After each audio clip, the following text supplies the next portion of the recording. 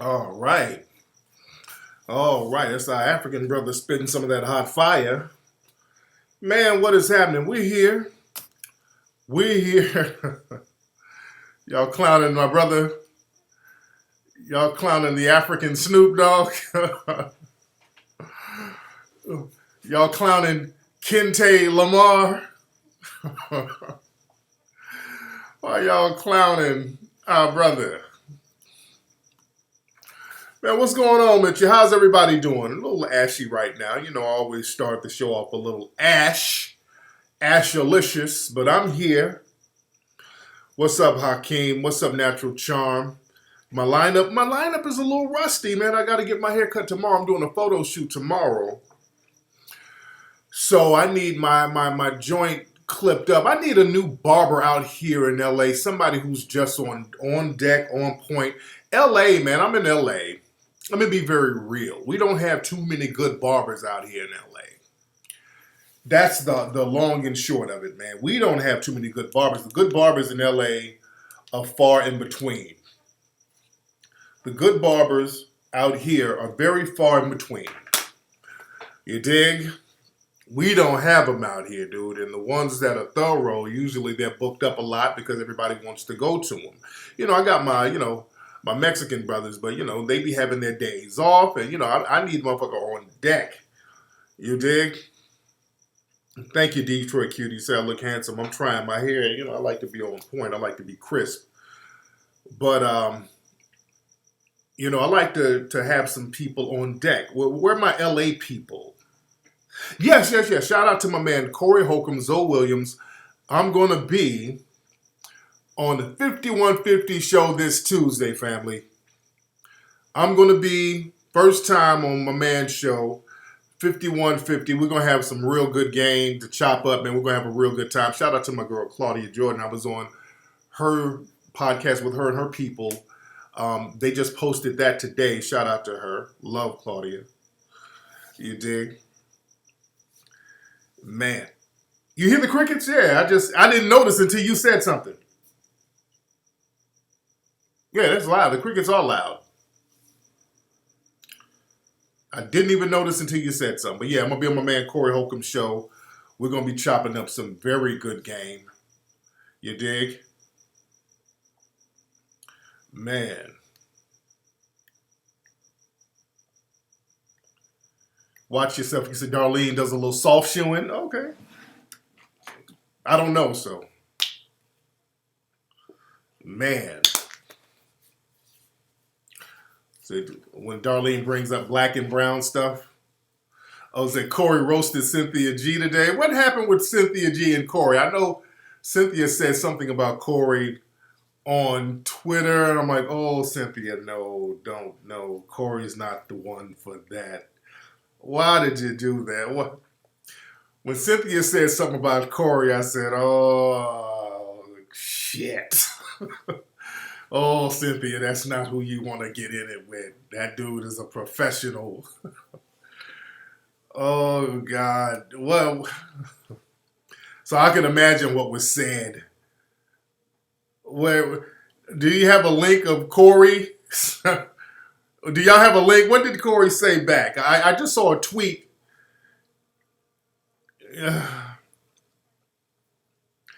Yeah, Cynthia came for Shannon Sharp dating white women. Okay. What's up, sweet melanin? Man, Corey is so the wrong one to get into that game with. That's all Corey does. He's on Twitter clowning motherfuckers. Man.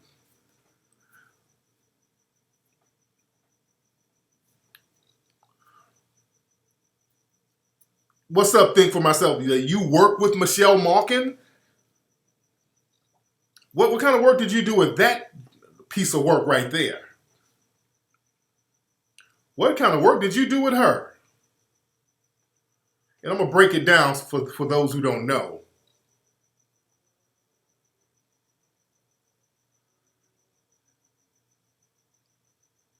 Man. Let me see. A lot of folks are calling. Hold on one second. A lot of folks are calling. What's up? Who's calling? What's up, Tariq? This is Bowman in Grand Prairie, Texas. How you doing? I'm good, brother. How are you? I'm all right. My mom wants to know how can she get her hands on that 1804 Oh yeah, movie? you can either you can go to 1804movie.com. You can get the Okay. DVD. You can either get the DVD, and we've just made it. We've made it available for streaming. So now you can watch it online. You can just download it. So whatever is more convenient. All right. Great. And one more thing. My mom just wanted to say thank you for being a positive role model and for sharing the information of, on black leadership and things that we've been through throughout time. Man. All your hidden color theories and all of that. Tell I want to say thank you. Tell mom I appreciate her. Definitely. I appreciate mom. How old is mom, by the way? 63. Oh, mom, old school. That was much love, much respect to the elder queen. Much respect to her. And I hope your mom is teaching you some good game, too. She sounds like she has a good head on her shoulders. Oh, definitely, definitely. No doubt, man. But hey, good looking out, bro. Thank you for the call, brother. I should ask him how old he was. He sounded kind of young. Well, how old was your mom when she had your ass? He sounded hella young. I should have asked him how old he was. Well, your mom had you at 47, nigga? Your mom had a late pregnancy? She was like, fuck it, I'm going to get this last baby out before my eggs dry up. Shit. Shout out to mom and son, though. Much respect to that. Man. What's up, Miss Braxton in the room? What's up, Miss Braxton? But what did you do? Somebody said they worked with Michelle Malkin. And I'm going to break this stuff down real quick. See, a lot of the white supremacists and their minions, they're upset with me again, as they do. They get upset. First of all, they're really upset because of how I made a fool of the people at Fox News this week. Well, last week, rather. When I was on Fox last week, they took an L. I went up there and embarrassed the shit out of them. They had to cut me off live on air. Well, they always do. Because I made the woman using her anti-black rhetoric, I made her trip and say what she really felt and got off code. And she suggested that black people are not hard workers. She asked me what's the solution for black people dealing with white supremacy, and I gave different solutions on what can be done. And then she got off code and just went full white supremacy and said, well, how about hard work? Suggesting, using that old racist cliche stereotype that black people don't work hard. And then tried to backpedal as if I put words in her mouth after the fact. And then she took an L on that. And that's a friend of Trump's. She's supposed to be the intellectual Fox News commentator. So for the intellectual to be made a fool of by me, little old victim of white supremacy, me, the white supremacists don't like that. You dig? Yeah, she fell into her own trap. She fell into her own trap. You dig? So now, these white supremacists, you know how they like to co-opt black people to do their dirty work for them. That's an old trick. They get a couple of black minions to regurgitate their talking points for them so they can try to hide behind the black people and say, well, I'm not racist. There's a black person right there. I'm not racist. There's an East Indian person right there. I'm not racist. There's a Filipino person right there. And we have to understand how that game is. And we got to understand how the coons and bedwenchers are acting as watchdogs and guard dogs for white supremacy. You dig? Now, in December, and I think around December 19th, there's going to be a convention down in Florida. And black folks, y'all got to understand how these propagandists in the white supremacist world get down. There's a convention that they're having. It's called the Student Action Summit. And y'all got to watch these names. The white supremacists are very slick about these names. They're having an event called the Student Action Summit. And they're billing it as the biggest names in the conservative movement, quote unquote. And basically what this is basically a recruitment convention for young suspected white supremacists. See, they're trying to get that new generation of white supremacists going on. This is what they're trying to do because the old Fox News white supremacists, those are the old school ones, so they need a fresh new crop. This is why they keep trying to make Richard Spencer and all of these neo-Nazis seem like they're somehow cool. The New York Times just wrote a fluff piece on some damn Nazis. So the mainstream media, they're going out of their way to try to make these neo-Nazi white supremacists somehow cool to a younger generation. You understand? So this is a direct recruitment thing that they're trying to do down there in Florida. That's all they're doing. And look at some of the people they got on it. On the main flyer, they got Donald Trump Jr., a dude named Charlie Kirk, Janine Pirro, she's on Fox News, Dinesh D'Souza. Now, he's the only one on the main flyer who's a non-white person on the main flyer. Now, they got some other people that's going to be there, but he's on the main flyer. And also on the main flyer, they got him lightened up. They have lightened up Dinesh D'Souza to make him look a little white right here. But Google Dinesh D'Souza's mugshot to see what he really looks like with his little black ass. And Dinesh D'Souza is known for writing anti-black rhetoric. He just regurgitates all the white supremacist talking points. Who else they got on there? They got a person named Dennis Prager, who he founded PragerU. It's a think tank. It's supposed to be Prager University, but it's not really a school. It's a think tank that they try to make it seem like it's some kind of university. But what they do, they put out these anti-black videos to justify harming black people. That's what you need to know about them. They got Tommy Lauren with her anti-black bullshit. They got Jesse Waters, and he's another Fox dude. He said some slick shit about me. He's another one, suspect. They got open white supremacist Joe Walsh. Google him. He got fired, I think, for saying nigger on air, some shit, and he says vile shit about black folks. And he tries to hide it under Black Lives Matter. They got another James O'Keefe. He's another one. Kelly McKin. I can't pronounce her name. Governor Walker, Greg Gertfield, another Fox News. Some of these are Fox News people. Ben Shapiro. Ben, black people deserve everything negative that happens to them, Shapiro.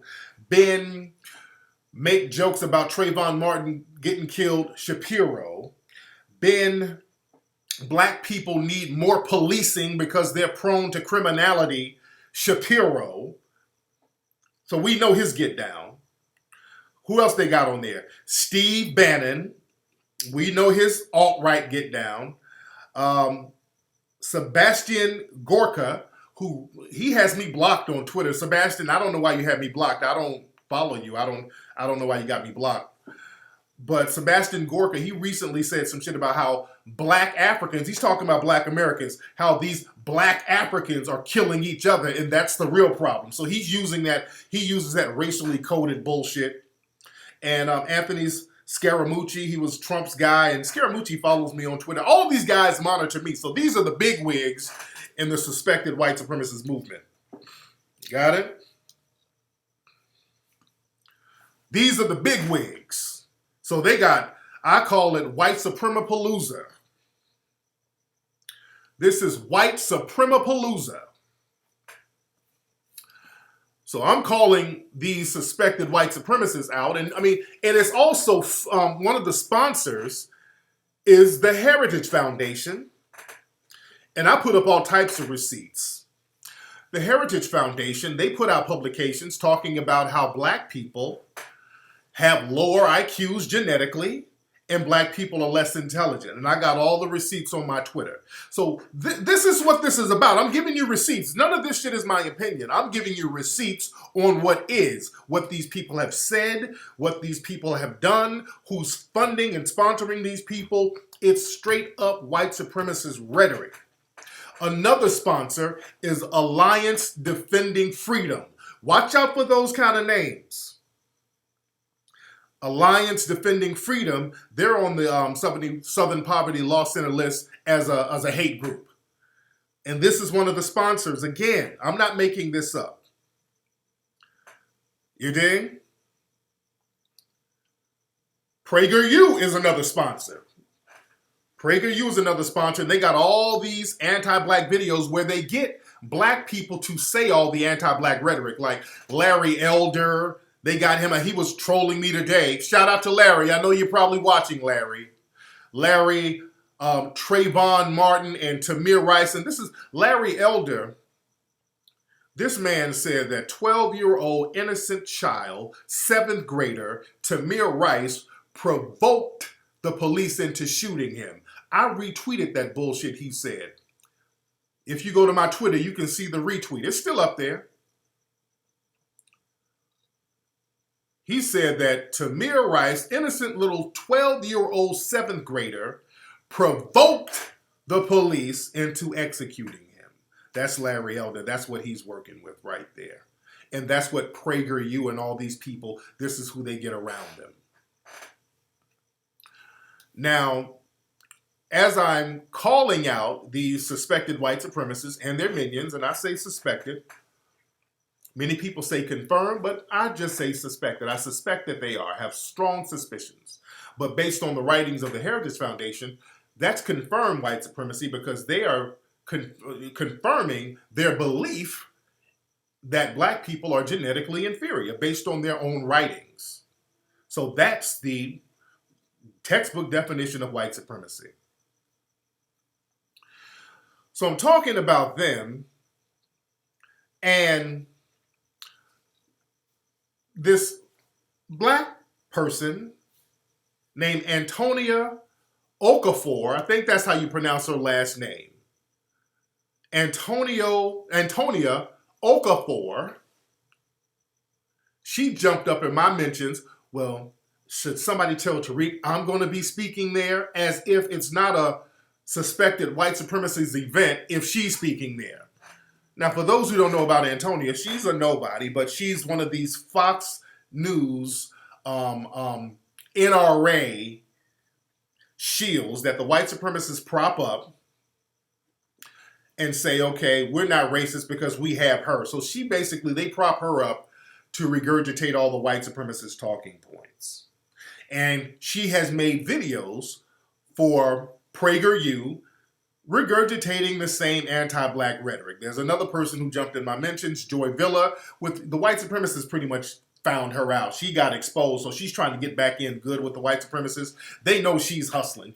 Joy Villa is just hustling the game. She's just trying to get some money because last year she was shitting on Trump. Now she's on the Trump train. So she's just doing stuff for money, and shout out to her. But don't oversell your bullshit. And they got her doing videos for PragerU talking about what about black on black crime and all that. So these are the people that we're dealing with. And there was a woman hopped in my mentions today. There's a website called Twitchy. And Twitchy always writes bullshit articles about me. Twitchy writes articles about me almost every other day. And it's basically copy and paste. And I posted 2 of their articles, which was basically the same article about me. They just changed the name. In last month, there was another African female who jumped in my mentions, and I was calling her out over her bedwenching talk. Her name was Obiana Nuju Ekocha, something like that. And she was on here kissing ass, sucking up to the white supremacists, bedwenching, and I was calling her out. And then Twitchy jumped up. Wow, Tariq Nasheed calls Ubaju Ekoja a white supremacist and gets owned in a brutal back and forth.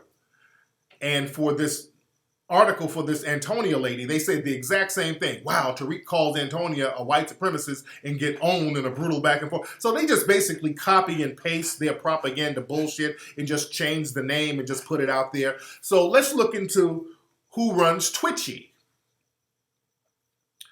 And again, these think tanks, what they do, my name comes up at a lot of these think tanks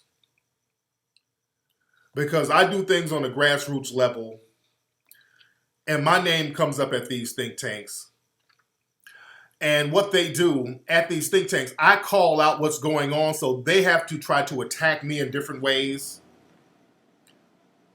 And one thing, and on a side note,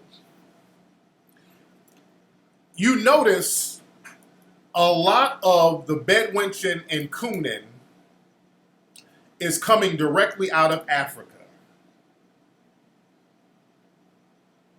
It's coming. This is why we got to get our own think tank, man. This is why it's very important. And they come at me because I'm on the front line. I'm really the only person in the mainstream media and on a grassroots level that's really consistently challenging white supremacy. And also, I'm deciphering their bullshit. And I can decipher it in a way where black people who are young can understand it. So I'm enemy number one with these people.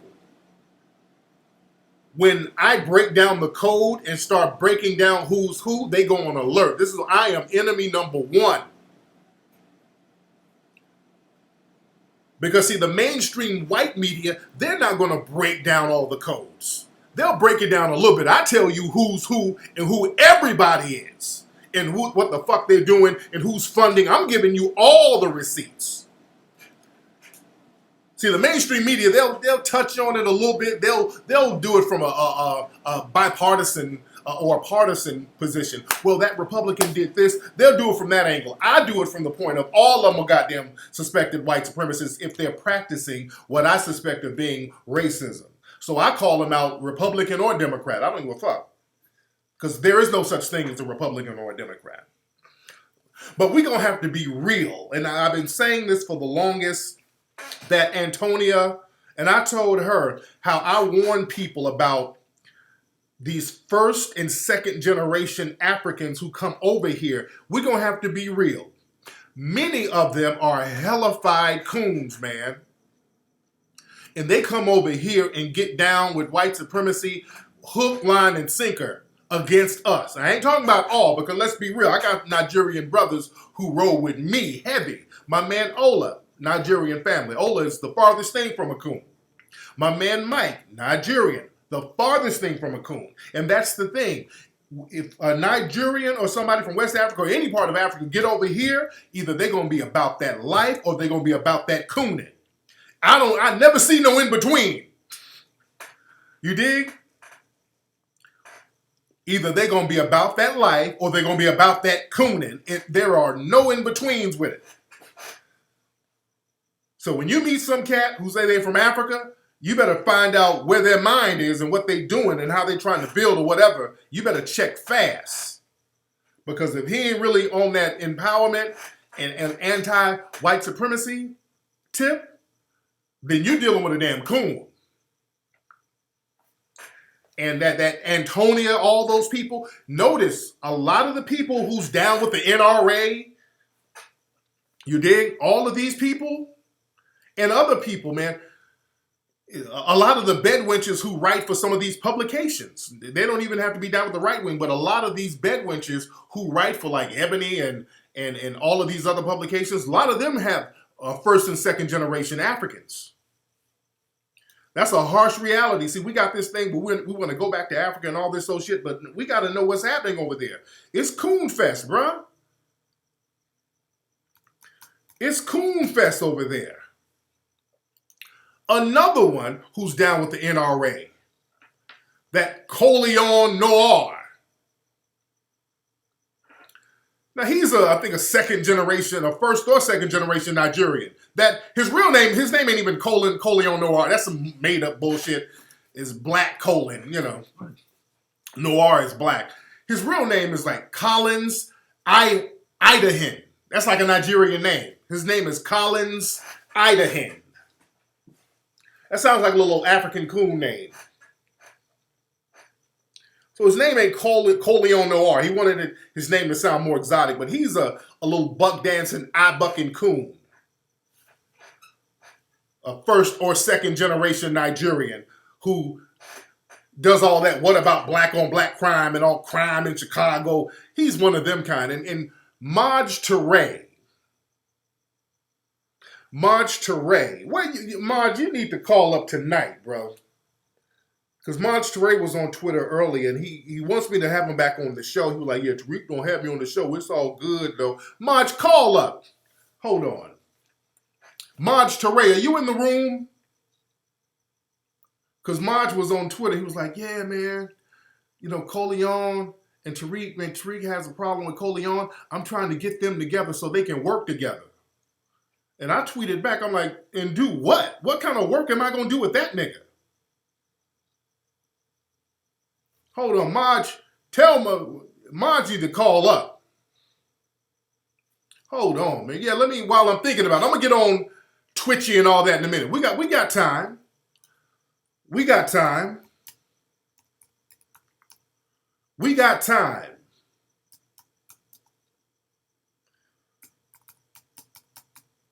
Hold on, yeah, Marge, you need to call up and explain some of that bullshit. You dig? Man.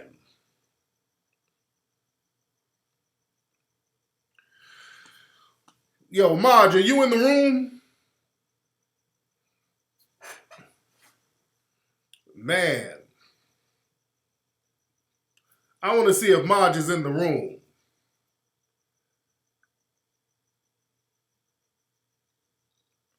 Because I want to know what the fuck am I going to do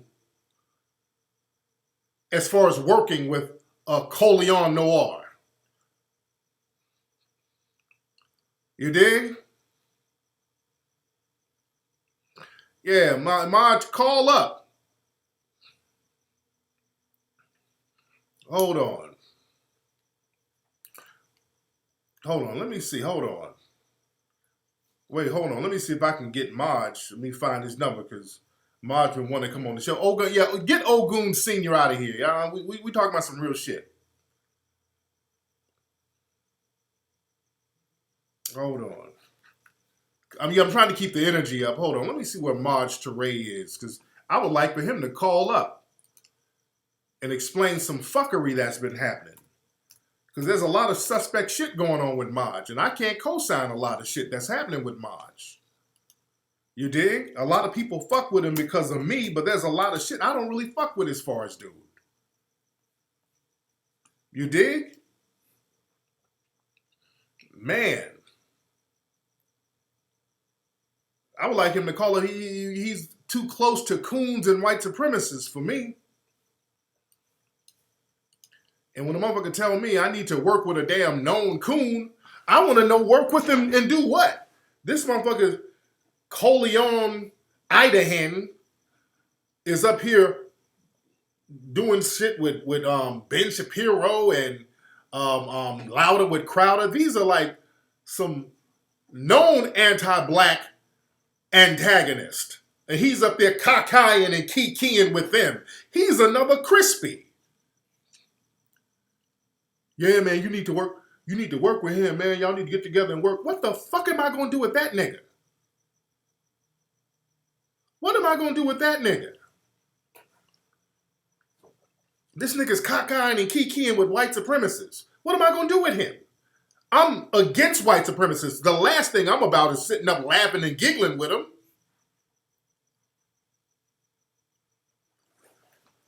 Man. But like I said, man, Africa right now is coon fest. Last week, I told people that coup going on with Mugabe, they got Mugabe out of there. They got that new vice president who's now the president. I said Western powers is behind that, dude. All these buck dancing Zimbabweans are out there dancing and celebrating. The day the new president got sworn in, this nigga said he's going to compensate the white farmers for being displaced on their land. I mean, I told y'all this shit to the letter.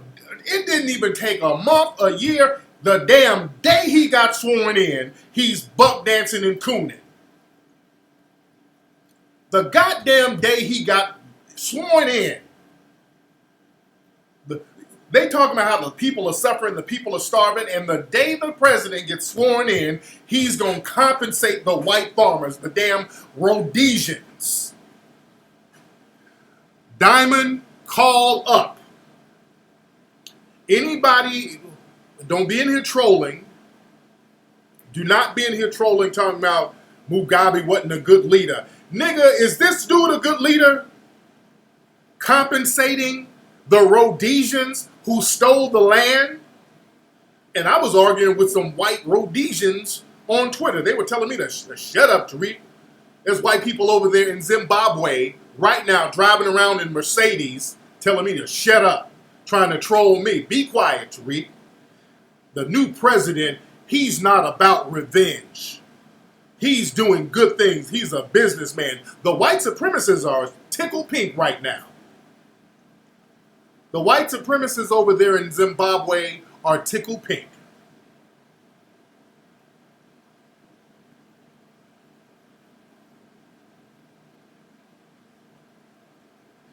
You say Mugabe sold out to China? Explain that, Marcus. Explain that. How did he sell out to China? Explain that. Please explain that.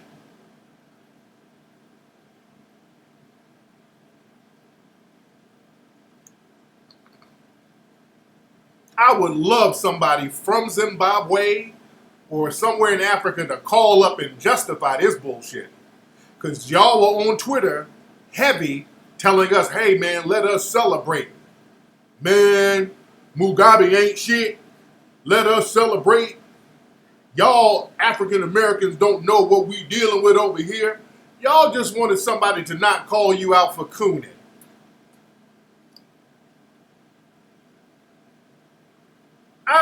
Only African people.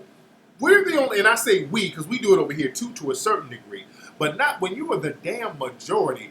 Only African people will compensate people who stole their damn land when you are in the majority.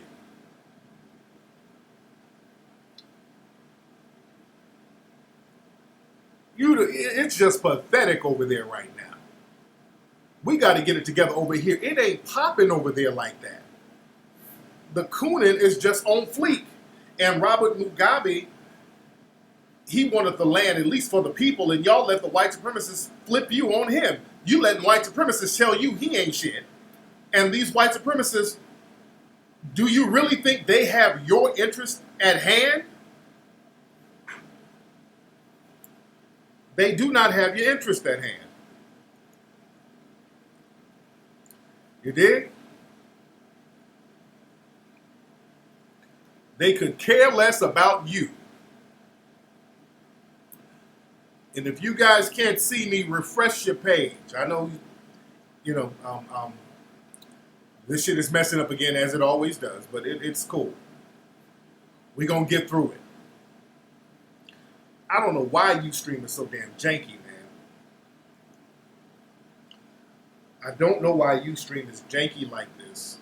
Let me see who this is calling. What's up? Who's calling? Hey, how you doing, big bro? What's up? Who's this? This Bo from West Palm. Hey, man. How you doing, brother? Hey, how you doing, brother? Had two quick questions for you. First question is, man, I know you've done a lot of traveling around the United States. So, everywhere you go, you see there's an RBG community everywhere. So, I know you've been around the world. Do you see similar type communities in other countries? Like, you got black people with Proud, you see the AUX, you have events everywhere you go in the country. So, I'm wondering, do you see anything like that anywhere else? Yeah, I do. Actually, I do. When I went to South Africa, there was a very small group, just like over here, there was a very small group of black people who were really on that conscious tip, who were about that life, who were really going up against white supremacy, but it was a small group of people on a grassroots level. And they were really down. And they saw me, they recognized me, they wanted me to do a lecture. So there are always little pockets of communities here or there, and that's the problem. It's always small little damn groups, and it needs to be all of us on the code of empowerment. You know what I'm saying? We shouldn't have a majority coon demographic and then 2 or 3 people woke. Fuck that, man. You dig?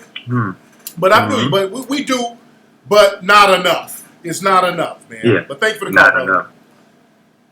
All right. Now I can see everybody in the chat room again. All right. Man. Man.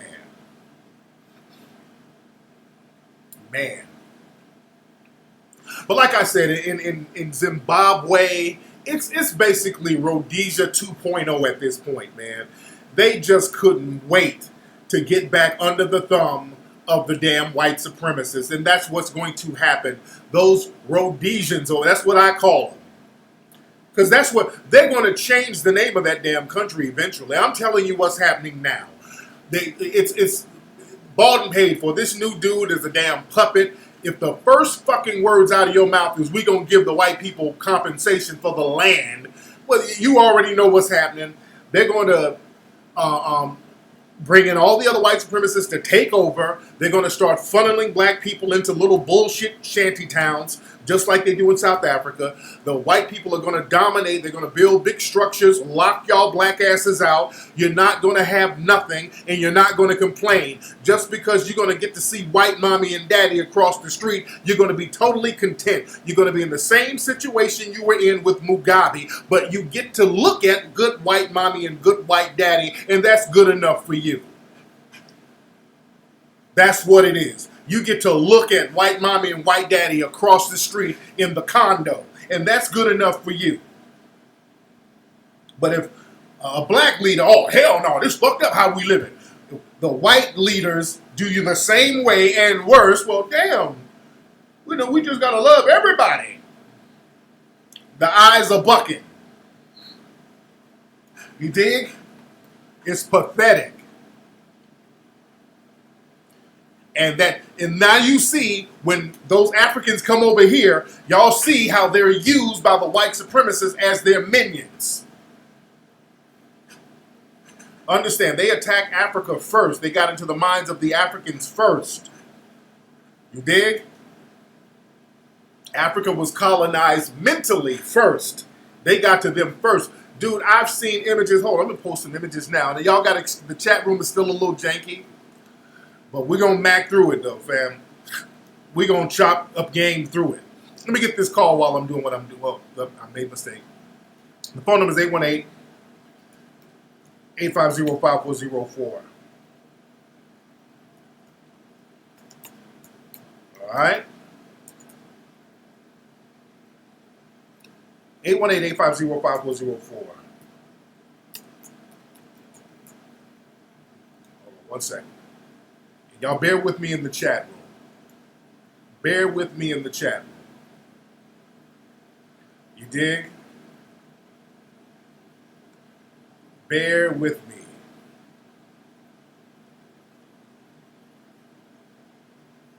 All right? Hold on. Let me see where we are. Let me see where we are in the chat room. Still acting up. Y'all got to keep refreshing your page, by the way, family. There we go. There we go. Man. Zimbabwe, Emerson promises to bring white farmers back. I mean, Zimbabwe's done. Zimbabwe's done. It's done. They got it. It's Rhodesia now, nigga. That's all it is. It's done. They've been trying to turn it back into Rhodesia for decades, and they finally done it. They finally done it. The white supremacists, they don't take an L. Mugabe was an L for them, running the white supremacists up out of there. They never talked about Rhodesia the way they talked about Zimbabwe, and they were committing genocide in Rhodesia when it was white dominated, white supremacists dominated. You did? Let's see who's on the phone. Yeah. What's up? Who's calling? Hello, this is JR. Hey, JR, how are you? How are you, Jay? I'm great, thanks. I'm all right. Thank you for asking. I have a question. I was wondering how well do you know about the Black Freemasons? The reason why I asked you because I became acquainted with the brother who is a Black Mason. I was thinking about being associated with that organization. But I want to know if you know. I don't know what you're saying, brother. I don't know, bro. Wait. I don't know what you're talking. I don't. You're talking kind of nasally. I don't even know the word you're saying. He's a what? A Black Mason. Black Freemasons. Mason. Oh, okay. Okay. I didn't know what you were saying. Okay. Yeah, I don't know. You know, I got relatives who are Masons. You know what I'm saying? And I know a lot of Masons. I don't knock it. You dig? My thing is, whatever you do, whatever you get into, man, make sure that you use it as a tool for Black empowerment. That's my only thing. I don't care what you get into. Use that as a tool for Black empowerment, because everything that the white supremacists touch, they use it as a tool to strengthen white supremacy. And they'll use Freemasonry to lock us out. They lock Black folks out. They have white Shriners. That's why Black folks had to have the Prince Hall Mason. They had to have their separate thing because the white people wouldn't let them in. You understand? Right. So they use everything and they weaponize everything and they use it to strengthen what they do. And basically, the Masonry is all it is Moorish science anyway. It's our shit anyway. We talked about Angelo Soliman, who was the they call him the father of pure Masonic thought. He was a Moor from the 1700s who they studied and learned a lot from. So that's all our shit. They have stuff called the Moorish Rite and all that. All of that shit they get from us anyway.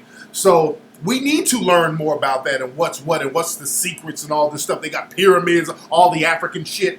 So we do need to learn more about that and see what's happening and use that for our own benefit. That's all you got to do. You dig?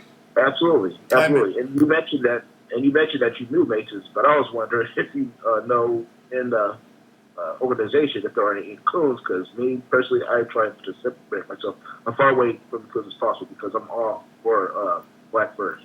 Yeah. Now I don't know any coon Masons, but I don't know. There could be some people who are Masons and coons. I don't know. But the thing is, you just got to use your own decorum when you join any organization. Though. But thanks for the call, brother. Absolutely. Yeah, man. But over in Africa, man, I've seen pictures of these Africans running around here with white tribal chiefs. You get a white person in a kente cloth and they running around lifting them up. I mean, the buffoonery is just on fleek out there, man. The buffoonery is on fleek. You dig?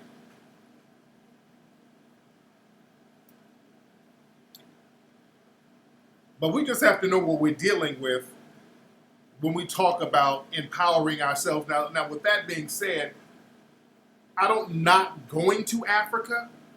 I don't. Because I met some very good people over there in little pockets here and there. Understand, look, there's African villages over there in like Liberia who they were sitting up there watching Hidden Colors. So you got little pockets of people who's really about that life. But unfortunately, the masses, boy, when they see white mommy, white daddy, all of a sudden they put on their little, take off the flip-flops and put on their little African tap shoes. Let's just be real. Because they're like, look, in their minds, a lot of Africans, they believe that they're not being dominated because they're not dealing directly with the white supremacists.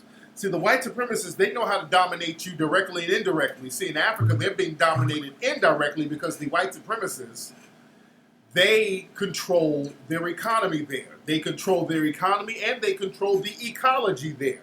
So when a brand new disease pops up mysteriously, the African people, they don't even think twice. They think, well, damn, I got Ebola. I just need to eat right. And you don't know that these fucking white supremacists just went over there and released it. That's why Ebola and all these diseases got patents on them. You dig? All these old man-made diseases just happened to show up over in Africa. And before the white supremacists got there, you couldn't find no diseases in Africa. When white supremacists went up there in Africa for the first time, Dr. Livingston and all those people, they said it was disease-free. Nobody had diseases. The only disease they had was sickle cell, and that was to combat malaria. That was a natural defense for malaria. But there was no diseases in Africa before the damn white supremacists. The shit was damn near non-existent. These are their words. These are their words. The white supremacists said this. The European explorers said this when they went over there. Because all those herbs, there's all types of herbs and shit over there in Africa we don't know about. Many of the people who live in rural areas who are not in direct contact with the damn white supremacists, they still live very healthy lives with the natural foods and sustenance that's over there. This is why, you know, they get a lot of moringa, they get all of these superfoods and all that stuff from over there. There's African herbs over there, there's seeds over there that'll just get your shit all the way right. And they're still going over there studying and all this stuff.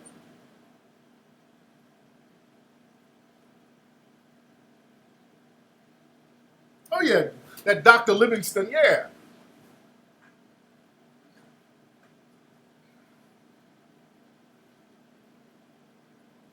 I said patent, yeah. I mean, you must not have heard the T.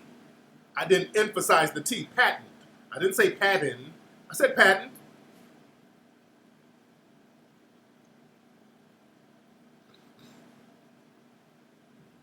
You dig? Yeah, moringa is powerful, man. Man, they got shit over there, man. They got herbs that'll cure damn near everything over there. You had Kenyan doctors over there. They had some shit to cure AIDS called Kimron. They had some stuff called Kimron over there that was curing some of the early stages of AIDS out of Kenya. Let me go deep, as my brother Zoe Williams said. And I said this before, by the way, when Eazy-E was in the hospital about to die of AIDS, they had the Nation of Islam over at Caesar Sinai. They had the Nation of Islam. Yeah, real talk, 12 Keys. Kimron, that's the name, not Cameron, Kimron. Some doctors from the Nation of Islam were using the Kimron on Eazy-E. Eazy-E was getting better, but the people around Eazy, some of his handlers, told them to stop using that.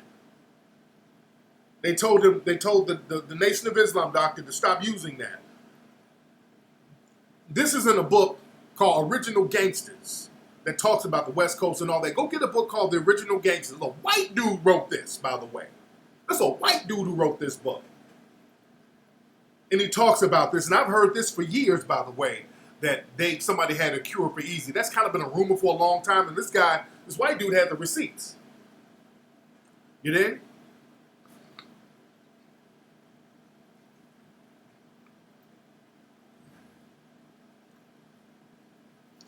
But yeah, they're very quiet about that Kimron and all that stuff because they ain't about to give no African no credit for curing nothing.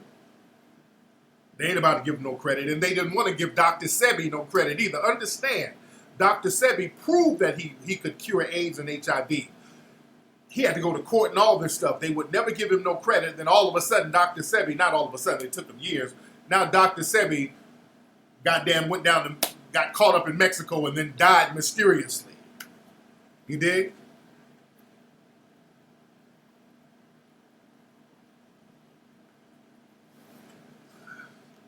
Yeah, I heard about those black migrants sold as slaves in Liberia. Not Liberia, in Libya.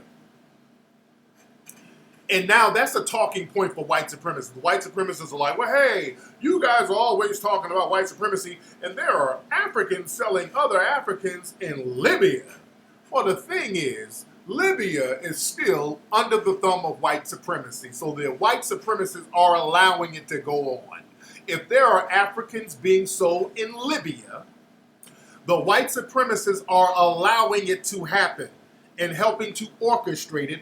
Why? Because Libya is under the thumb of white supremacy. How? Because the Libyan leader was killed by Western power. So they went in there and removed the leader of Libya, Gaddafi. They got him up out of there and murdered him on video.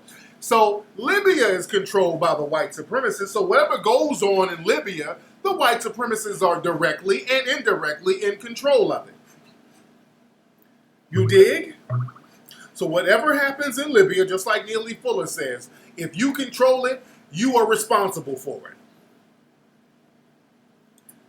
If you control it, you're responsible for what happens under your control.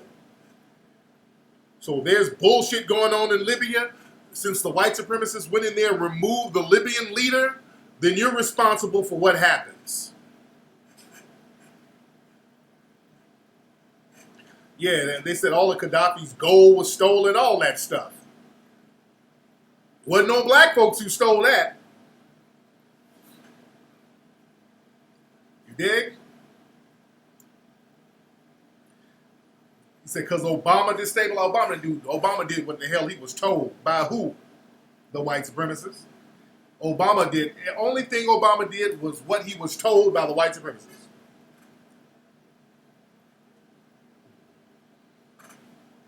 You dig? Oh yeah, and they classify Northern Africans up there in that Libya area, they classify them as white. Now all of a sudden they ain't white no more. They kind of like to move that goalpost. You dig?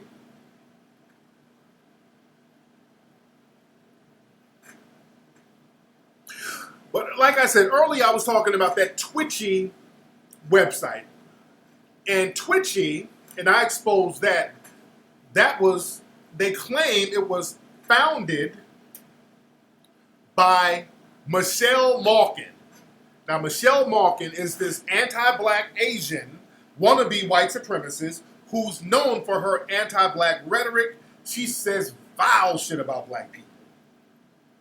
But understand, they always use a non-white person as a front. Twitchy is actually owned by Salem Communications. All right? Follow these names. Salem Communication was founded by Stuart Epperson. Stuart Epperson is a part of a think tank called the Council for National Policy. Watch it when you hear these names. The Council for National Policy, that's a think tank that's extremely secretive. They have members like Kellyanne Conway, alt-right Steve Bannon. They have white supremacist neo-Confederates like Michael Peroutka.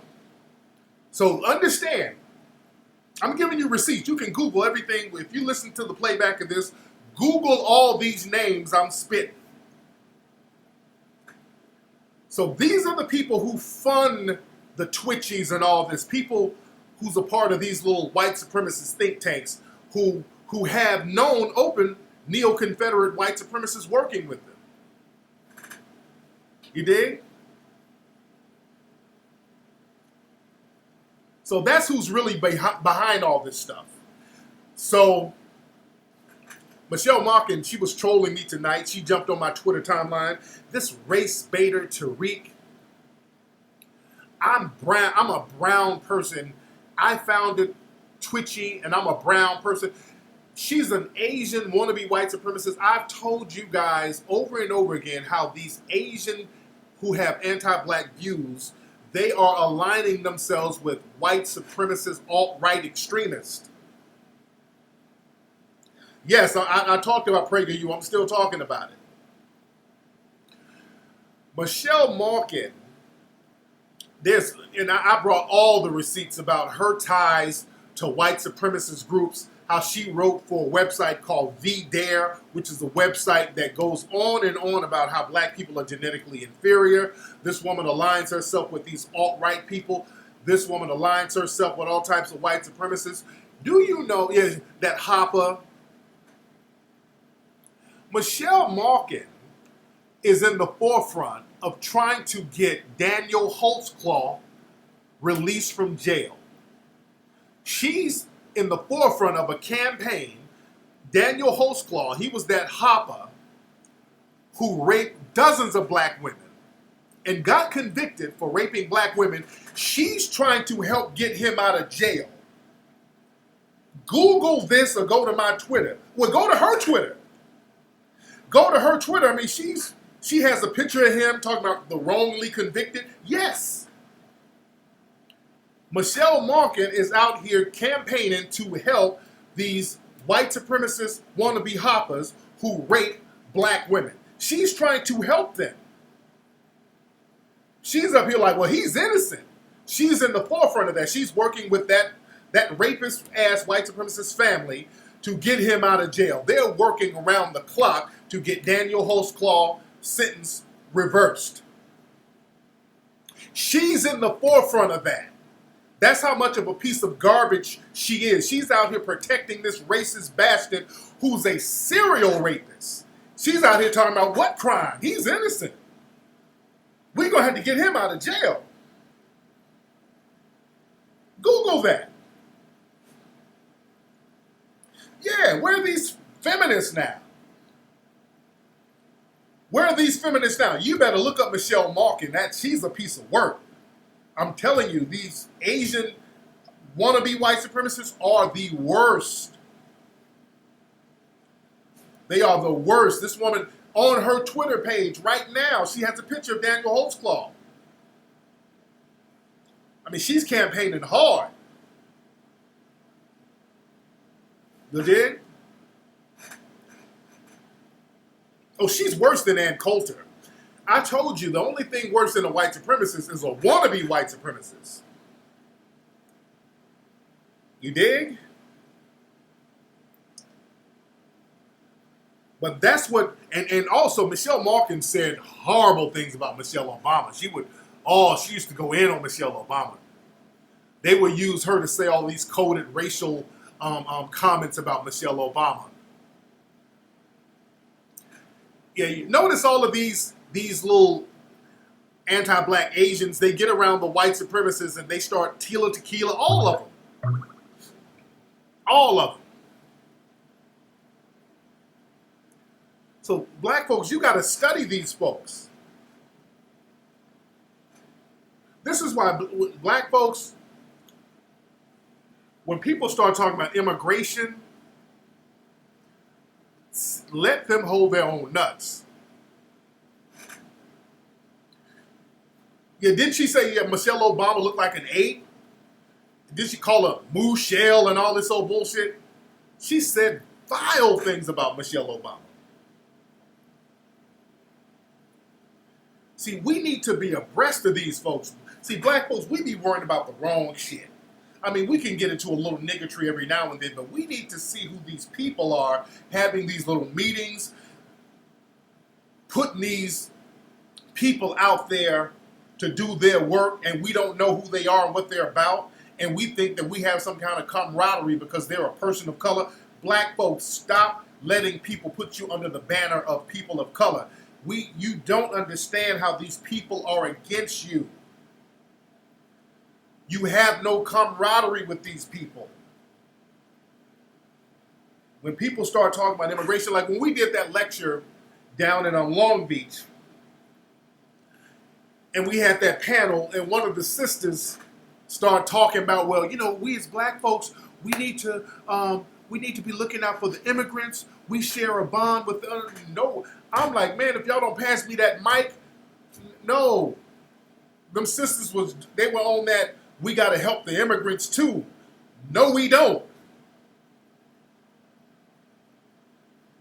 I did get my lemonade. Yes, I did, Keely. I think I got my lemonades. I did. Are you with Honey Queen? Keely?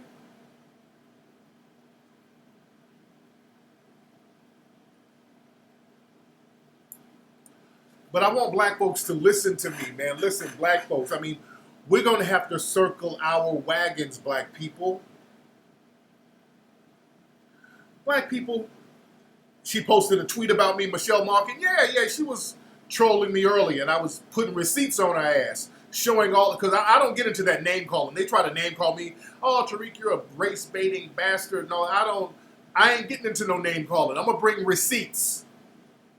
I'm going to bring receipts on your ass. I'm not doing that name calling. I got better things to do than to sit up and call name, because that's a deflection. When they want to get into that name calling, that's a deflection. I'm bringing receipts on that ass.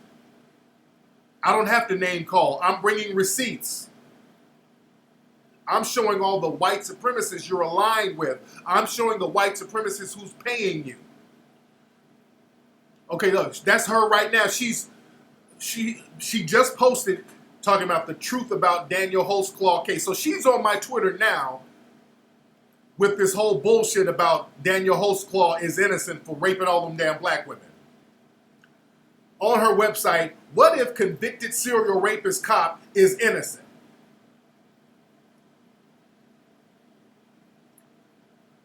Man, this is a piece of work she is. So all those black women lied then, all right? All those black women lied. Hold on, let me see if she'll call up. Hold on. Let me see. Hold on. Hold on. I'm going to tell her to call up.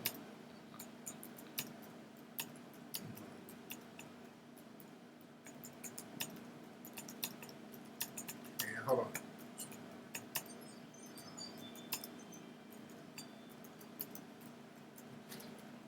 What's up, P? Hold on. No, I'm still doing it. Hold on. I should have told you to bring my water bottle with me, but it's cool.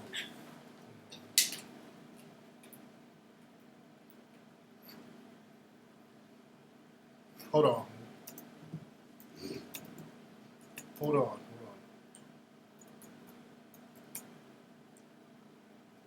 Hold on.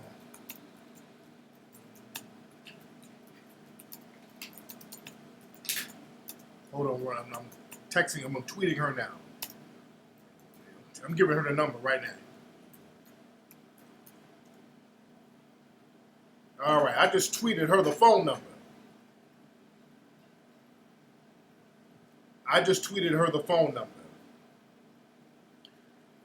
Michelle Malkin, she's on my Twitter right now. She's defending that. She got a whole bunch of links she posted up talking about Daniel Holtzclaw is innocent for raping all them damn black women. So that means all the black women were just making shit up. You dig?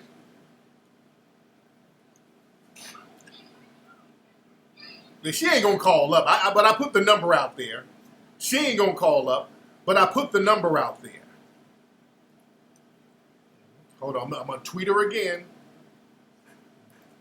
On right now.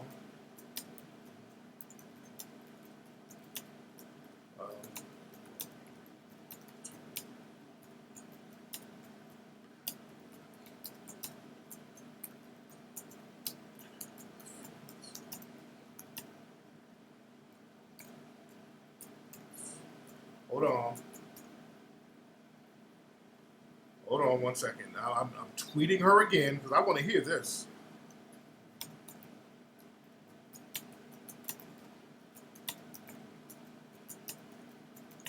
All right. Okay, I just tweeted her again. All right.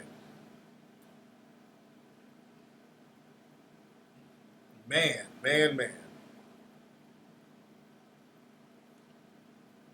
Yeah, what they want to do, they want to try to get another case so they can get jury nullification so they can get some more white supremacists on there to get on code to free them. That's what they want to do. They want to, because what they're doing, these white supremacists and their minions are filing all types of appeals. White supremacists, they don't like taking no L's. And the rule of white supremacy, you don't let a person classified as white go down because of a black person. You save them no matter what they do. They're supposed to do whatever, to kill, rape, maim, whatever to a black person. So just for the fact that they did it to a black person, the black person deserved it. So what Michelle Malkin is saying, these black women deserve to get raped, and he should get out, and white daddy says so. You dig? Yeah, he raped a 52-year-old grandmother. I mean, all these women ain't lying. All these women are not lying. Yeah, I've been talking about immigration. I mean, damn, they found the semen. I mean, did the semen just magically show up somewhere? I mean, what's up? Man. The physical evidence match, the DNA evidence match. I mean, where did they get his semen from? I mean, all of those women who didn't even know each other, everybody didn't make up the same story about the same guy. Hell, even the GPS showed that the man was going all off his route to different folks' houses. I mean, damn.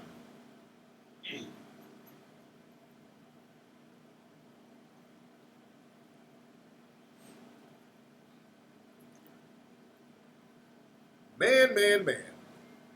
But I'm waiting on her to call up. Who is this? Oh, who's? Is Tariq taking a lift? The car won't start?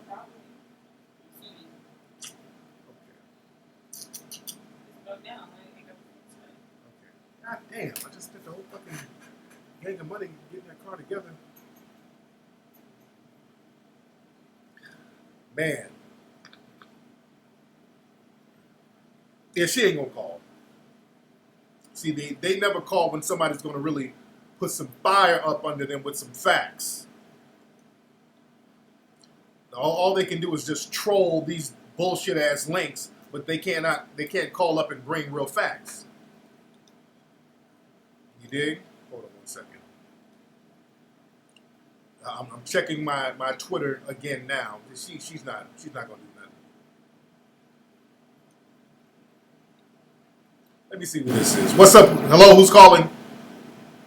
Yo, what up, Tariq? What's up? I'm gonna have you call back, brother. All right. Man.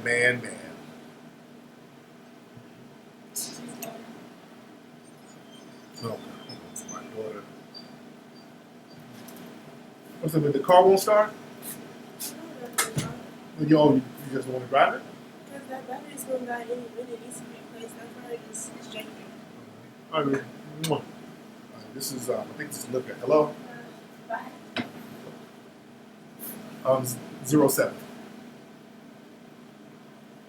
Yeah, right. Sorry about that, guys. Excuse me. Oh, man. But again, like I said, man, you got to watch out for these folks, man. Okay, hold on. Damn, phone ringing. Hold on. Are the boys sleeping? Okay. All right. Now, she don't got whooped enough. The battery on the car.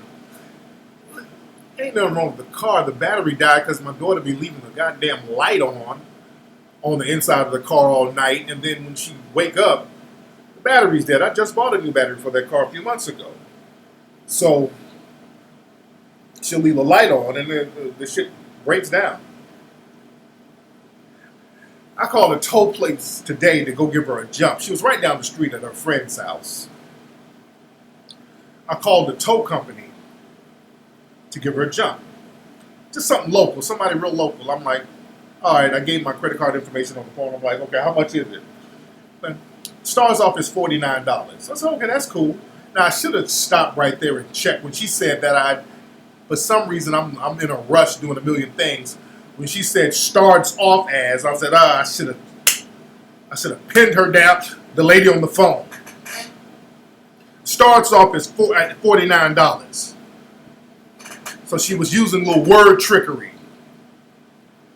I should have checked her on that right there. But I'm rushing, and I get, like I said, people in the dominant society, they use words. They're very deceptive with words. I caught it, but I didn't. I caught that when she said it, but I was doing so many other things. I'm like, this wasn't even AAA. I got to get my AAA renewed. I got to stop bullshit. They remind me to get AAA. I'm going to get that shit tomorrow. I got to get it renewed. I've been doing so much shit, I be forgetting. I got to get AAA, and I got to get some other insurance. But yeah, it starts off as $49. I'm like, okay.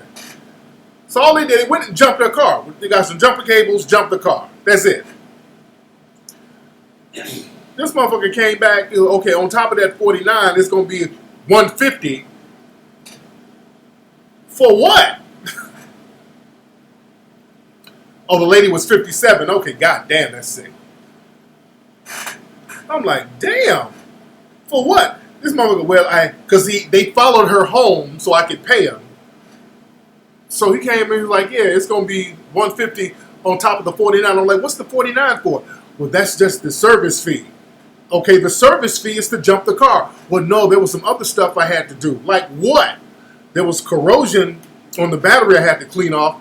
Motherfucker, that ain't worth no damn $150. What you talking about? And there's other stuff. Other stuff like what? He couldn't even say what the other shit was. Of equipment I had to bring. Nigga, you had jumper cables. That's all it needed. What you talking about? Cuss this ass smooth out. I gotta check my credit card to see if they charged my ass. You know what? Let me check my account now. Let me see what they charged me. Because I told them to get the fuck out of my face. Let me see what they charged me. I'm about to look in my account right now. They better not have charged me nothing crazy. Hold on, I'm about to look right now. Yeah, watch that. I slipped. I should have checked her on that, starts off ass price. What is this?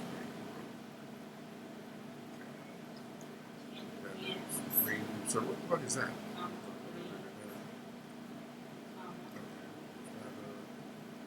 What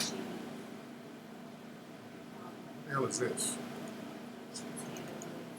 Okay, that must be from the grocery store shade. Okay. Okay, I see a $150 debit. So that must be them. Man. But let me see if Michelle Malkin no, she ain't gonna do shit. She's not gonna call up. Her ass ain't calling up. Man. All right. Okay.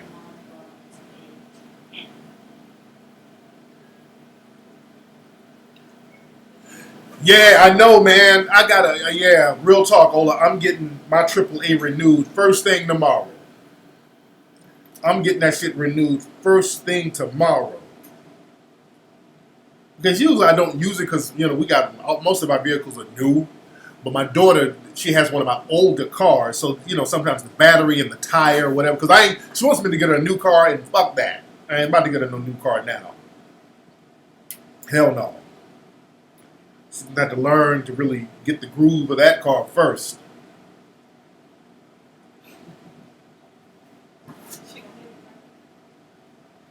Man.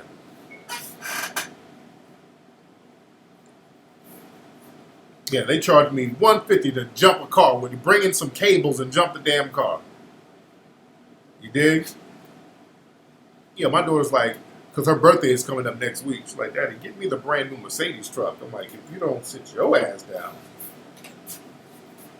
man, please, I'm going to give you a Forever 21 gift card. I ain't about to give you no damn new car. And my daughter, little slick ass, she put my name and number on like some kind of list for car dealerships. So I had a bunch of fucking people calling my phone from car dealerships all over LA about a damn Mercedes truck. Like, what are you doing? Hey, Mr. Nasheed, I heard you're interested in the new Mercedes truck. No, get me off this damn list. I don't ever do no shit like that. My daughter's slick as hell, man. Yeah. Hillary Banks ass. I know. My daughter's the real fucking Hillary Banks, man. She won't get the car crash and get it. Yeah, hell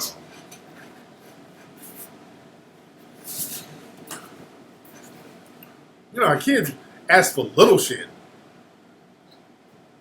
When I was her age, I asked for shoes. That was some shit I would ask my mom. My God.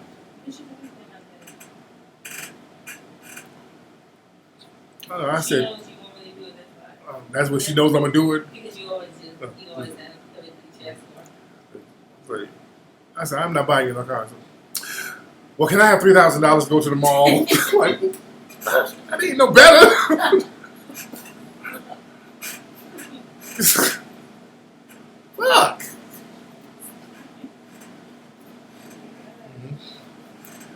God.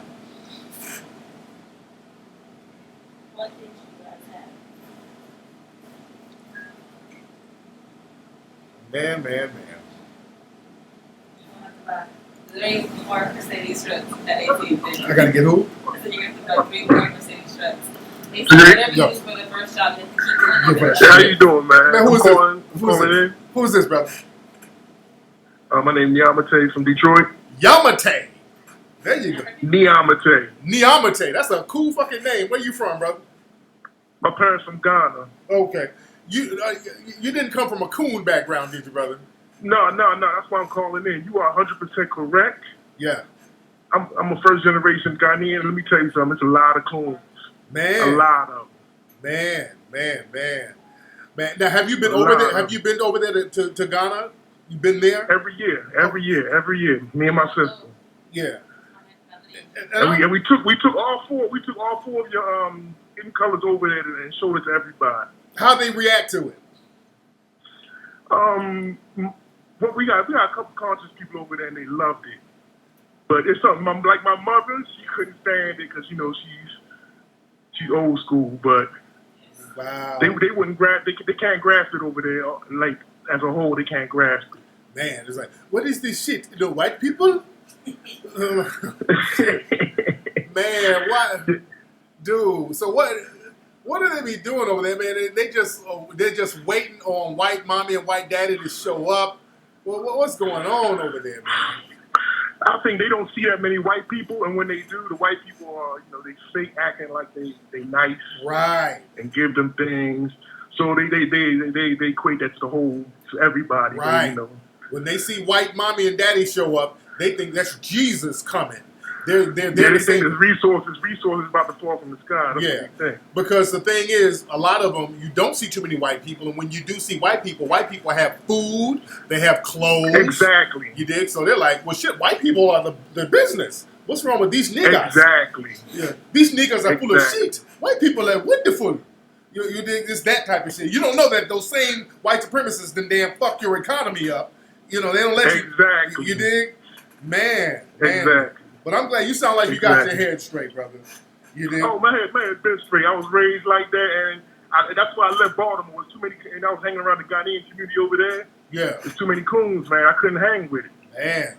So you 1,000, you're not 100, you're 1,000% correct, my brother. Man, for real. We need more warriors like you who's on the real. You dig? I'm in there. I'm in there 1,000%. I saw 1804 up here in Detroit. Oh yeah. And as soon as I left, we were leaving out. They were taking down the marquee real quick. I wanted to get a picture. Man. And they were taking down the marquee real quick. So. You on it, man. I appreciate you, brother. Okay? No doubt. No, I can't hear you talk to this, brother. You want to know what? I think, brother. What? In Detroit or in Ghana? Ghana. What is? Oh man, what's up? Who's calling? This nigga phone right here. What's up? Who's calling? Hello? Hey, brother. Oh, Tariq? Hey. Mike. Hey, Mike, how are you, sir? Not bad. I recorded in today. Thanks for everything that you do. And put me on a lot of game. And I just appreciate what you're doing for our people. And that's pretty much it, man. Just a quick shout out. Brother, where in the fuck are you calling from, nigga? You calling from the Krabby Patty? Sound like you underwater, nigga. Where are you at? Yeah. All right, bro, thanks for the call. Where's this nigga calling from? Damn. That nigga at SpongeBob Club. Wonder how your phone that fucked up. But, dude, understand, man. I'm not trying to shit on my African brothers and sisters, but we gotta understand what's happening over there, man. When we went to Africa, I was over in Tanzania. I saw white Jesus pictures all in the streets. I mean, damn. And that's the thing. They don't see white people on a daily basis, but when they do, they see the white supremacists who come over there scamming their way to get in good. They come over there. You got one set of white supremacists fucking up the economy, fucking up the environment, fucking up the food, and then the same set, they'll send another group over there with the food that they just stole, with the money they just stole from the diamonds and gold. They brought some bucket of money for them. They bought them some rice after they done fucked up their crops and their economy and did a scorched earth war campaign and funded a terrorist group to destroy their community and their land. After they done funded Boko Haram, all of that is Western funded.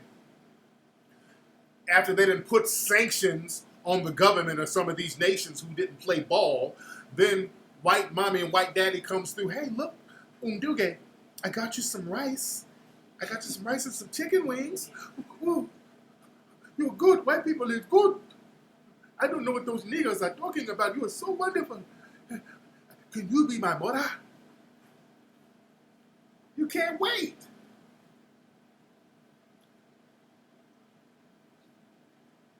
So he called from the Krusty Krab.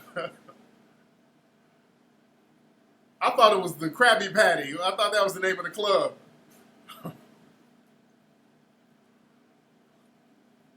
What's that club SpongeBob be going to? Is it the Krusty Krab or the Krabby Patty? Or is that's what they serve at the That's what they serve. They serve the Krabby Patty? And the Krusty Krab is the burger place. The Krusty Krab is the burger place? Okay.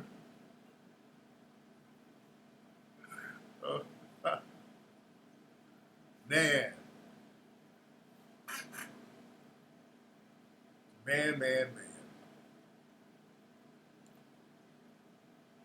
But yeah, man, they show up over there. They got clothes, and some of them are wise. Like we went to an orphanage over there in South Africa. There was a sister running it, and rest in peace to that sister. She actually died. You know, the woman who runs that orphanage, she died. Yeah, well, how?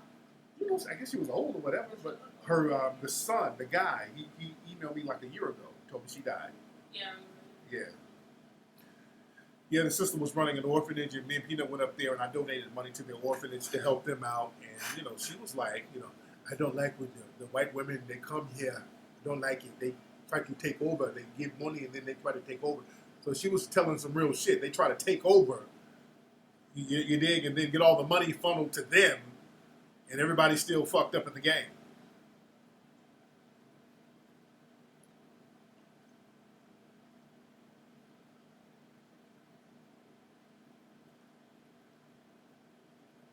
Have y'all seen that show, She's Gotta Have It, on Netflix? That's the show that's based on Spike Lee's work. The show is man,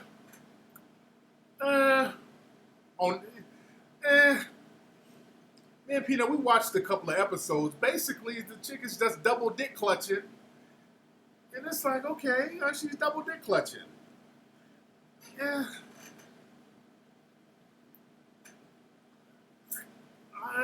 See, the thing is, it doesn't.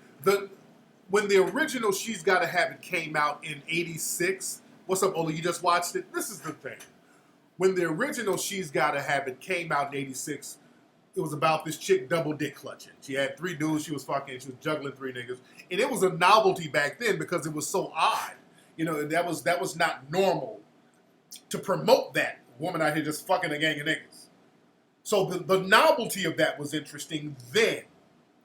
Now, all right, chick fucking a gang of niggas. All right, we got love and hip hop for that. And we got basketball wise. We want to see a chick fucking gang of niggas. We can look at Black Ink to watch a motherfucker fuck a gang of niggas. Yeah, I mean, the novelty of that ain't, the novelty it's normal now. A bunch of double dick clutches out here, so the novelty ain't there. All right, what else is there? She's fucking a gang of niggas. Okay, that's Love and Hip Hop LA. What else is she doing? You dig?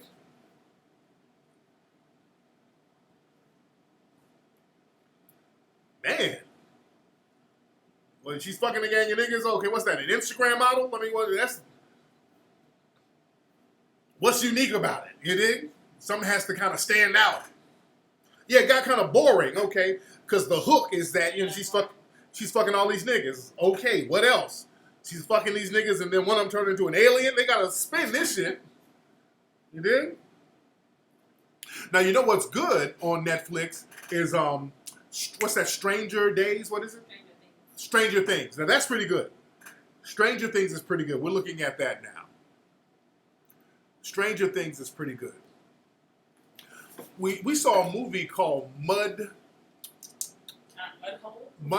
something on Netflix. What's that show on Netflix? A TV. It's a movie. Mud something. What's that show on Netflix? Hold on. Hold on. Let me refresh the page. Hold on, family.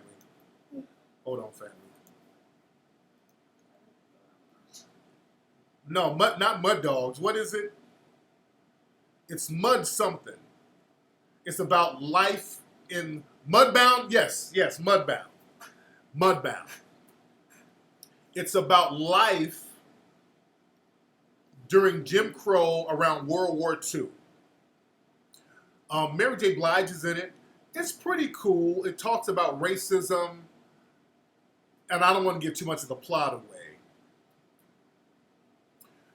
But one thing it copped out to me because it had like somewhat of kind of a white savior to a certain degree, and they relegated the hardcore racism to the Klan, and I don't like when they do that.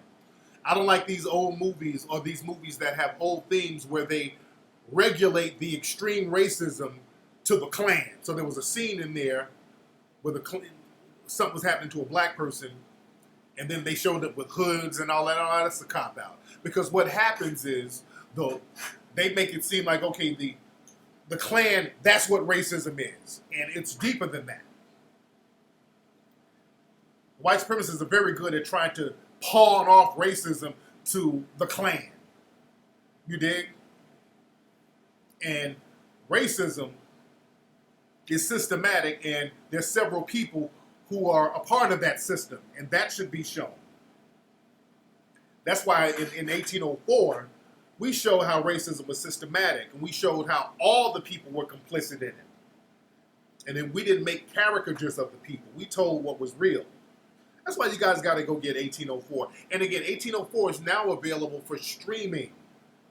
You can buy the stream. You can buy the download. Still get the DVD if you can, because it's a great thing to have, to share with your family, to take it places, whatever. But you can now stream it. You can watch it instantly right now on Vimeo. So you go to 1804movie.com. 1804movie.com. You can stream it. You dig?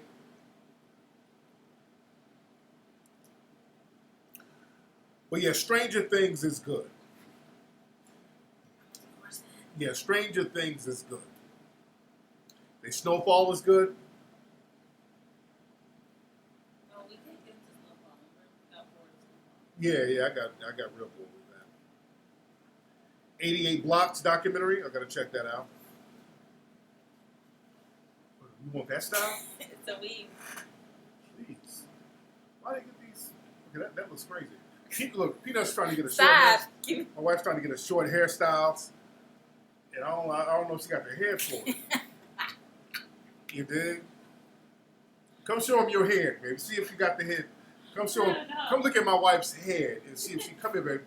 Let me see if she has the head for a short hairstyle. No, forget it. Come here. Let me show him your head. Show him your dome. That doesn't matter. Man. To me, it don't matter because Rihanna has a huge forehead. Yeah, well. And a lot of people have big foreheads. Yeah, Rihanna has a huge forehead. So she's trying to go for the Holly Berry look. I'm about to watch that thing. Queen. You all watch Queen Sugar? I got a little bored with Queen Sugar on the early episodes. I got a little bored with it. I didn't get all the way into it. There was a little bedwenching going on. You did? Man.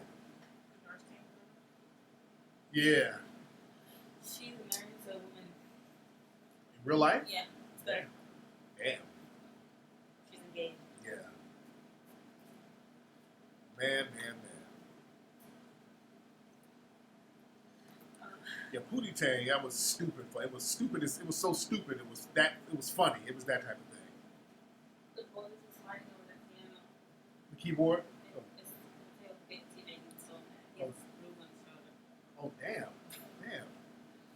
My boys be beating the shit out of each other, man. My boys be in it, man. They be all three of them be fighting. It's TJ and Asir be fighting, and then Mateo jump his little ass in there, biting them. Like, it'd be like WWE at my house with these boys, man. They be beating these shit out of each other. Like, damn. I need to get the Queen show. I might have to check it out. So Serena's dad didn't go to her wedding? That's heavy. They up? I hear Mateo. That's serious? Video. Oh, video, okay.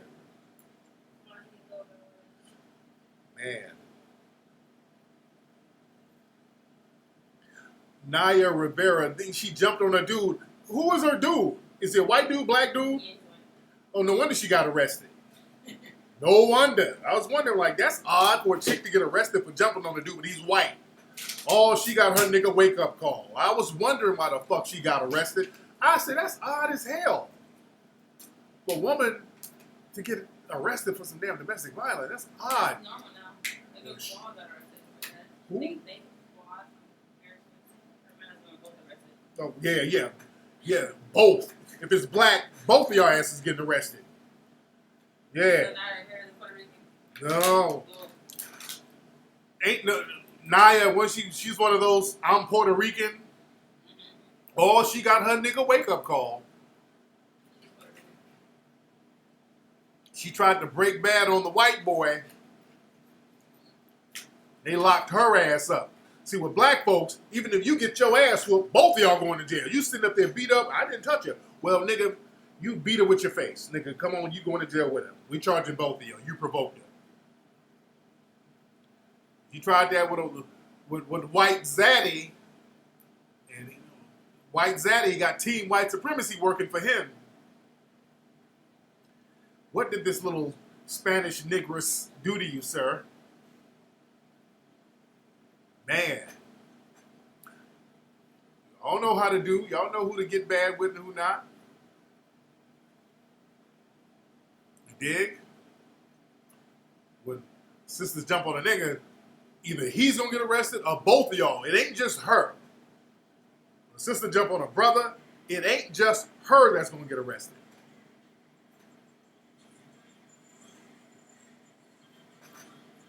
Man, everyone should watch Queen Sugar. I gotta check it out.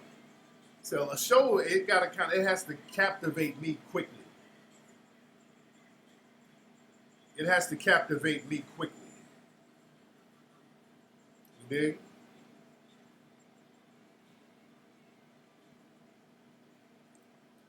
Big Sean charged up to the game. But anyway, man, like I said, y'all need to go get up 1804movie.com. 1804movie.com. You can get the DVD. You can get the stream, ladies and gentlemen. You can get the stream right now. You dig? All my LA people, all my LA people, look. I need a thorough barber out here. I need a regular. You know, I got my Mexican cats, but a lot of times their schedule's all off, be a little janky. I need somebody thorough and regular, a thorough barber. We got the worst barbers out here in LA, man. That's just the real. We got some of the worst barbers out here, man. All the thorough cats, man, are like in the East Coast, New York, Philly, all that. And what happened, a lot of dudes from New York used to come out here and open up shops. My man Raheem, that was a New York cat who used to cut my hair all the time. That was my regular dude. I don't know where the fuck Raheem is. He just disappeared. I don't know where Rob went. I've been looking for Rob. I can't find him for shit. He's like street dudes. They don't be on the gram and all that old shit. They be all under the radar. You gotta, put out street APBs to find them. But the cats out here, the barbers out in LA, man, the good ones are far in between. Or they might, some of them are down there in the Crenshaw area. They're far out, way off in the cut. But I don't want to have to travel 50 miles for a cut and be stuck in traffic all day. Who cuts Mike? I know my man Woody used to cut. I think Woody's from the East Coast. I ain't see Woody. I don't know where Woody is. I think Woody, he cut Mike Epps' hair back in the day. You did? Yeah, I don't want to go all the way down to damn Inglewood. I'm out. I live in the valley. Give myself a cut. No, nigga. I ain't getting my own, cut my own shit. I ain't got time to learn how to cut my own shit.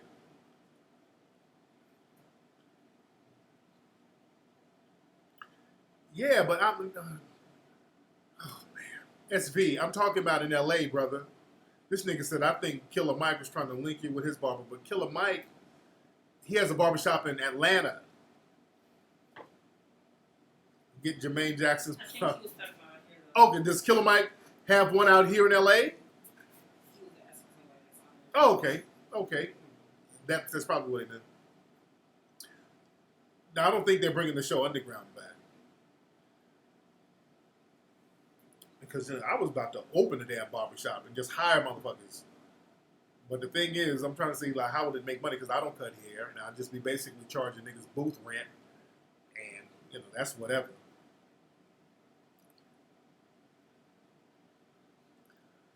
Yeah, and I live in the valley and you got a bunch of moist vegans ass niggas out here in the valley.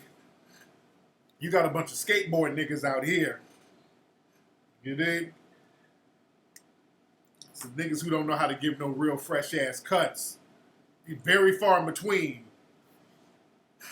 You got niggas out here be driving around listening to Willow Smith's album and shit. You dig? So you got those type of niggas out here. These old tofu eating Willow Smith listening niggas. So they ain't gonna know how to really line a motherfucker up correctly. You dig? Yeah, nigga cut your hair. That nigga smells like all types of vegetables and granola bars and shit. You dig? And nigga give you a fade mohawk. This nigga done made you moist like him. Like, what the fuck you do to me? I'm just trying to give your hair some energy. I'm like, nigga, fuck off me. With that bullshit, you moist nigga. So, what a real players, man, who cut hair out here in LA. Where y'all at? Especially in the valley. Where y'all at, man? Where you at? You dig? What's up, Opus? Man, we had the same barber for 17 years. I get it, man. Look, and that's another thing. See, people out here, they don't know how the barber game is a trip out here, dude. Like in LA, like when I go to New York, man, I've been rocking with the same barbers out there. I go to Denny Moe's in Harlem. I'm good. Denny Moe's been there for years. Good barbers for years. Dude's been there for years. Do good cuts for years. So you know who to go to. There's cities I go to, and the cats are just there, thorough. Like you meet one person out here, they're cool. You go to the shop again. Now them niggas ain't there no more. They done moved on because they didn't want to pay they didn't want to pay their booth rent.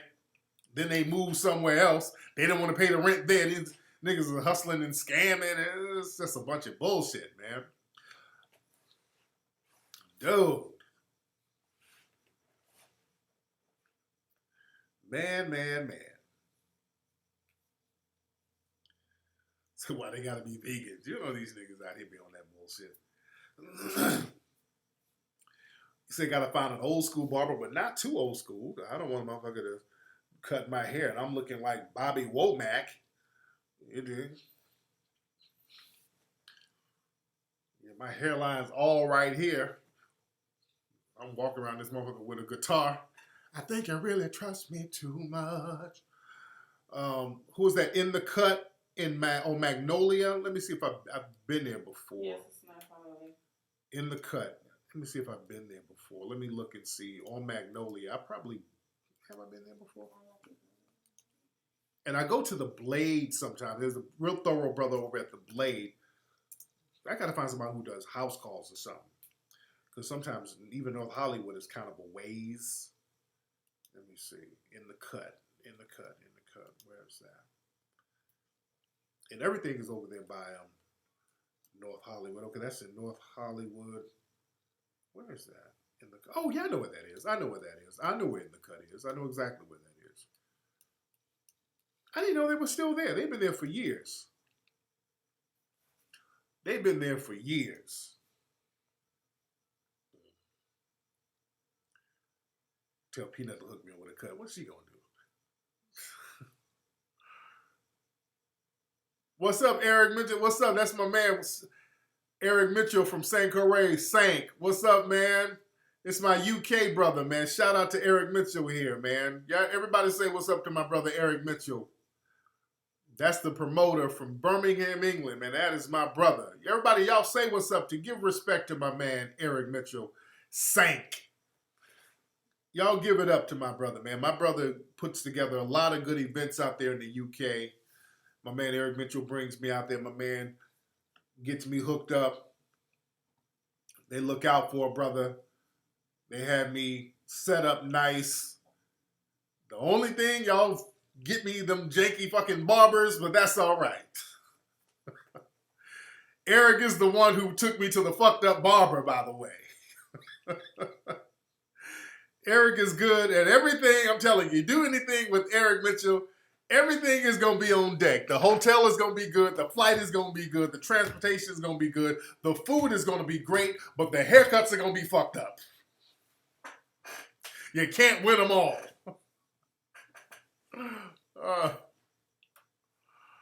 My man. Eric Mitchell, good dude, man.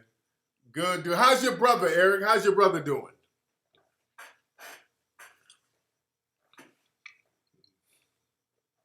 These are my dudes, man.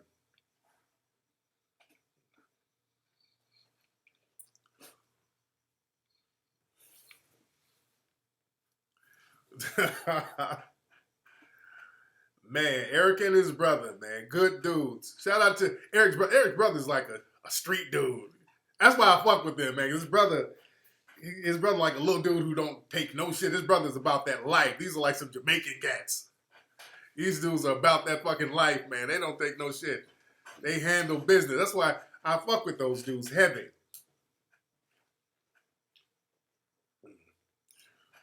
I'm like, how's the security up there? We got security, but don't worry. There ain't going to be no bullshit up in here. We promise you that. They know better. They know how we get down. They know not to bring no bullshit up in here. Man. But good dudes, though, man. Real, real good dudes. Love those brothers. Man. Yeah, they took me to some great Jamaican spots out there in Birmingham, man. Ola, what's the name of that one Jamaican spot we go to that the wait is forever, but the food is excellent? What's that spot? Mr. Something. What's that spot we go to?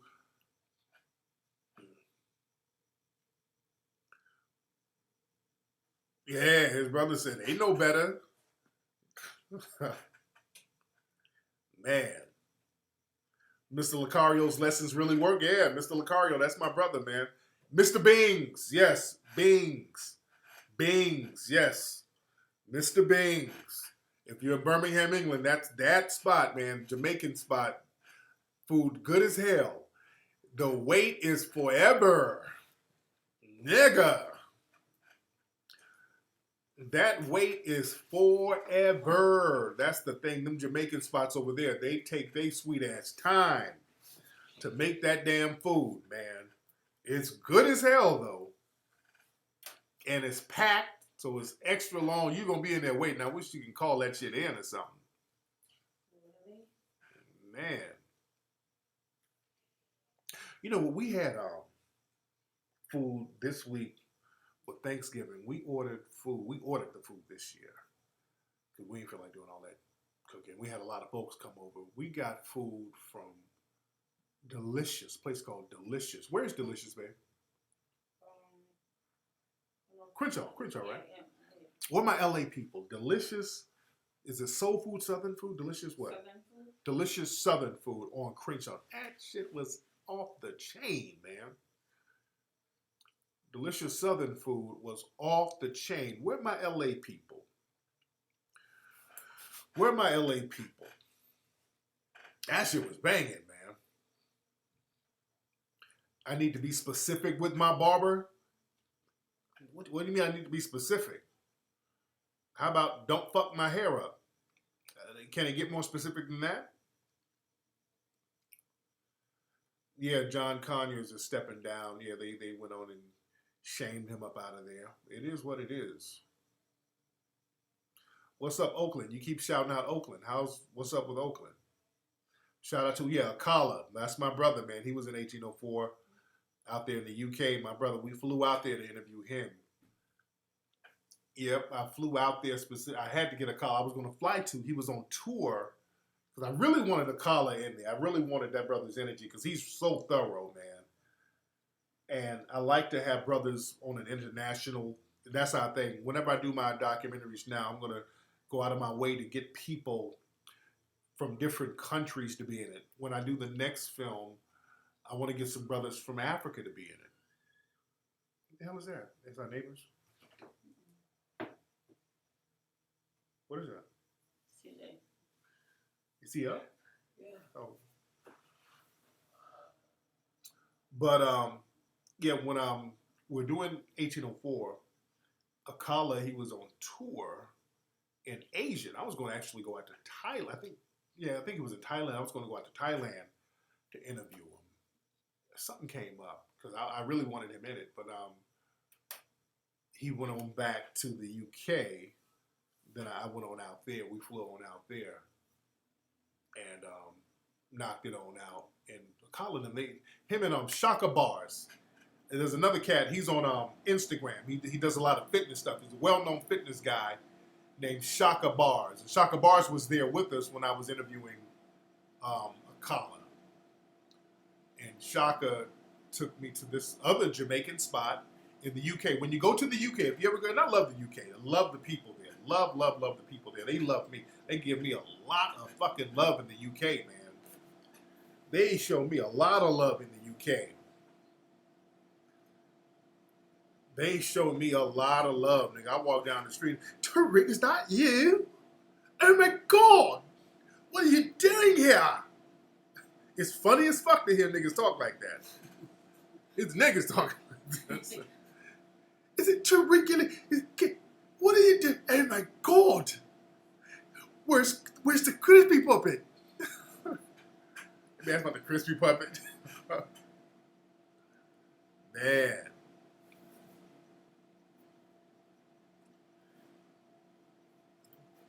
Tariq, how are you? I hate the coons too. Man.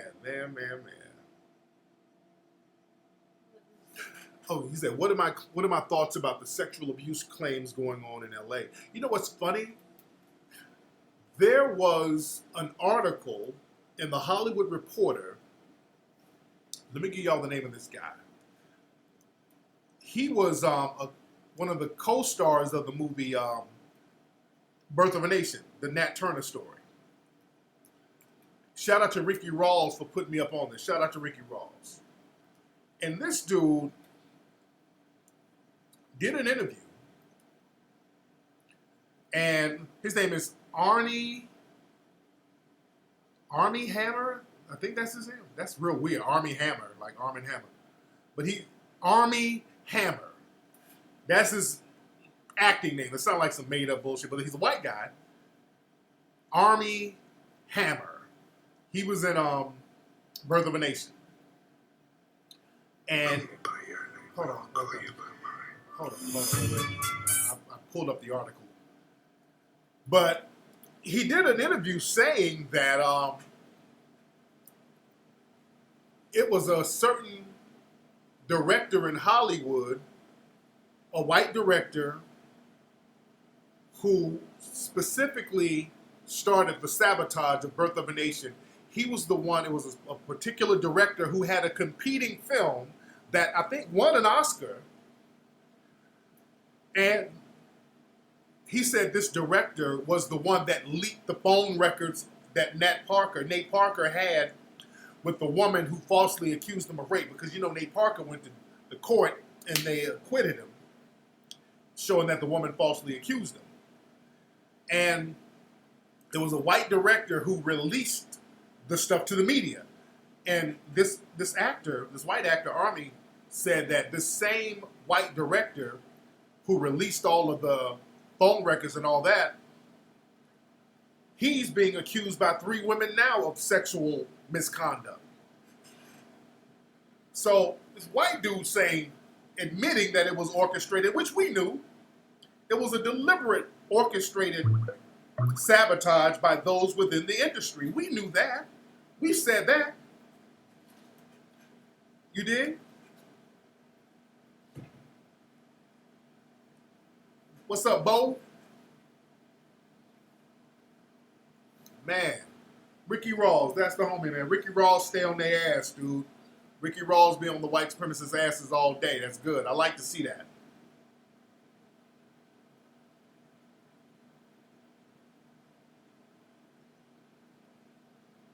Yeah, the dude, he played the Lone Ranger, yeah.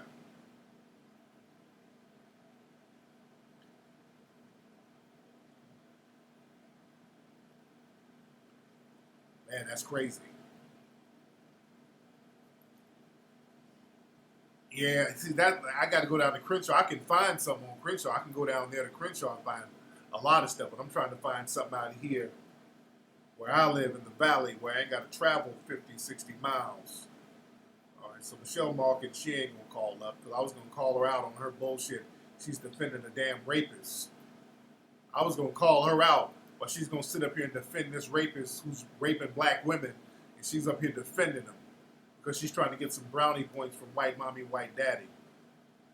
All right, anyway, did y'all see the Soul Train Awards tonight? The Soul Train Awards came on tonight. Man.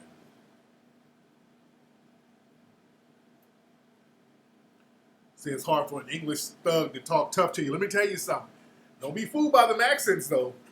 Motherfuckers be having one of them polite accents, but those English dudes will stab the shit out of you. Nigga, they don't fuck with guns too heavy out there, but shit, them niggas' knife game is on fleek. You dig? Man. Anyway, y'all, let me get up out of here, man. It's late. I got things to do. I got a photo shoot tomorrow.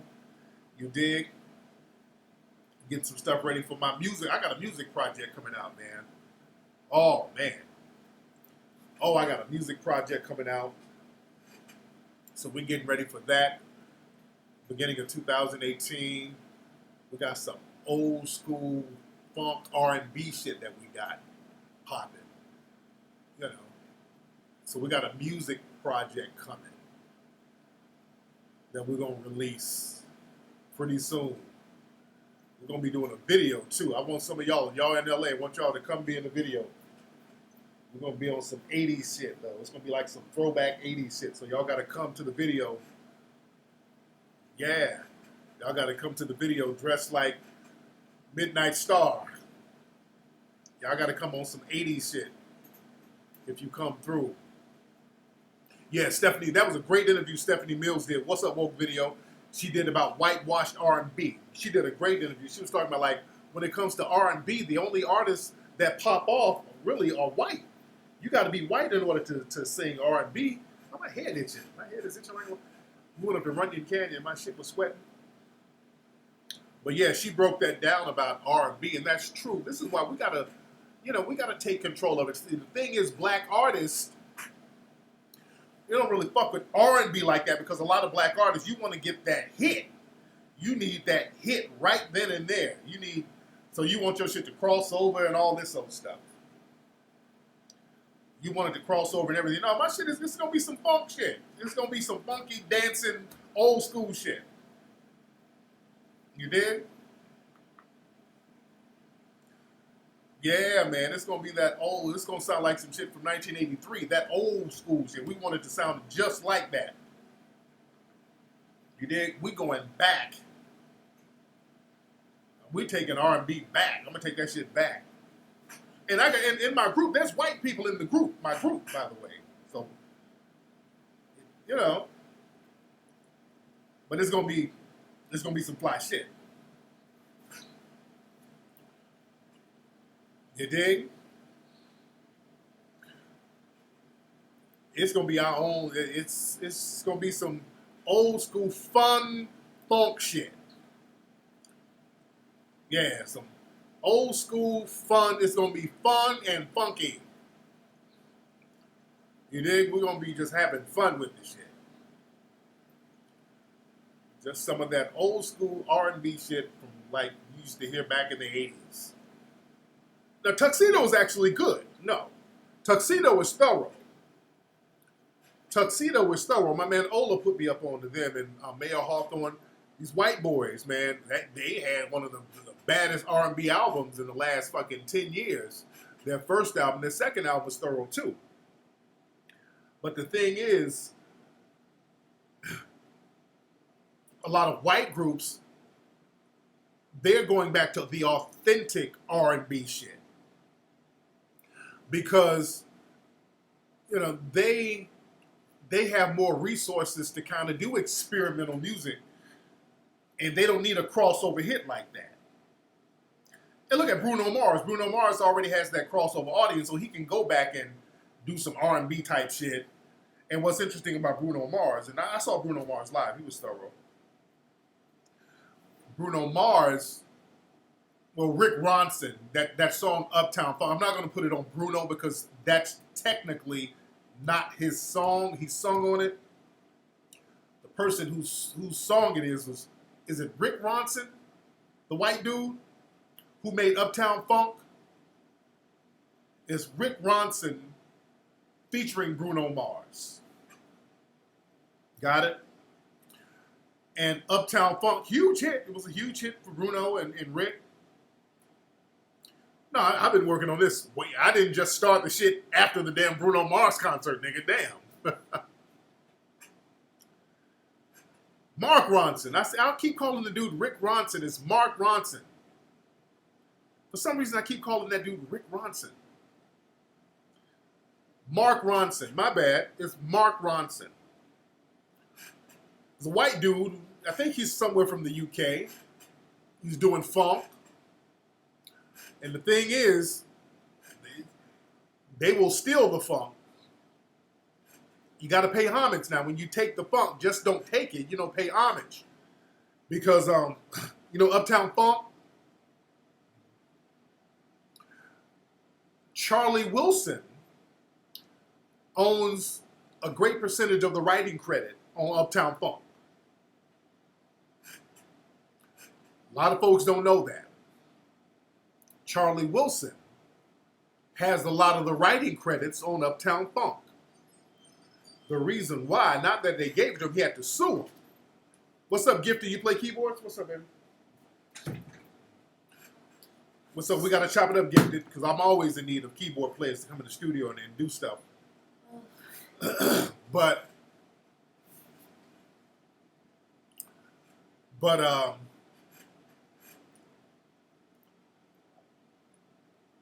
I was saying, Charlie Wilson. Yeah, Charlie Wilson. I love Charlie Wilson. That's one of my favorites.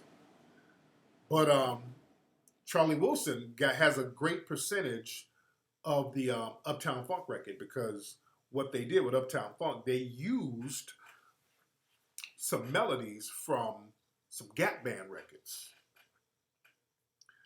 And they kind of tried to disguise it, but they used a little bit of Oops Upside Your Head. They used some of the melody for that. Right? You know, like Uptown Funk You Up. Say Uptown Funk You Up. I say Uptown Funk You Up. I say Uptown Funk You Up. And that sounds like Oops Upside Your Head. I say Oops Upside Your Head. Come on. I say Oops Upside. The rat. Charlie Wilson said, motherfucker, if you don't write that check. And Charlie Wilson, I remember seeing Charlie Wilson live. He did Uptown Funk. Remember when we were at the fair? He did Uptown Funk. He's like, they stole my song. I'm taking it back. I say, this is the ice cold. He started doing Uptown Funk on their ass. They said, get their ass, Charlie. Charlie was straight doing Uptown Funk live in concert. He was like, this is my shit. Man, Charlie Wilson is the OG. You better give him his fucking bag. You don't take from Charlie and not give props. That's blasphemy. How dare you?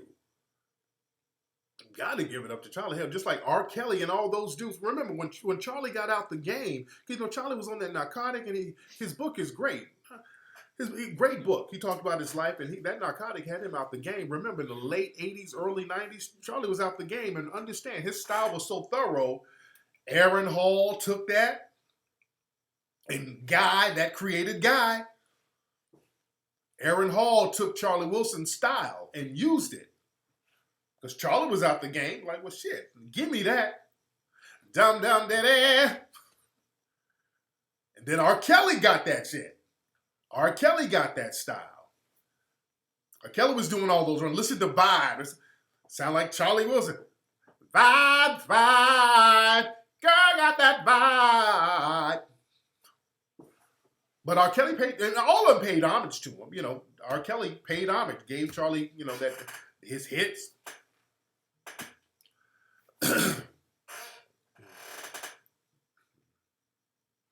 So R. Kelly, Aaron Hall said R. Kelly took his style. Some people say that. Some people say that, but both of them got the shit from Charlie Wilson. Both of them got it from Charlie Wilson. You didn't know R. Kelly came from Charlie? Yeah. Listen to their early records. All those runs, that was Charlie.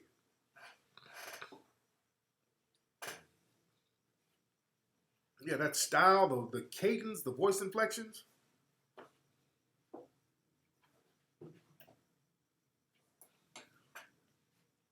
Man. And look at Blackstreet. They used some of that. When Blackstreet, they had a song on that first album. I bumped that first album now. That first album from Blackstreet was the shit. They had that song, You Blow My Mind, Baby. That's from Outstanding. Blackstreet had a song called Blow My Mind. You blow my mind, baby. You blow my mind. And that's the chorus from Outstanding.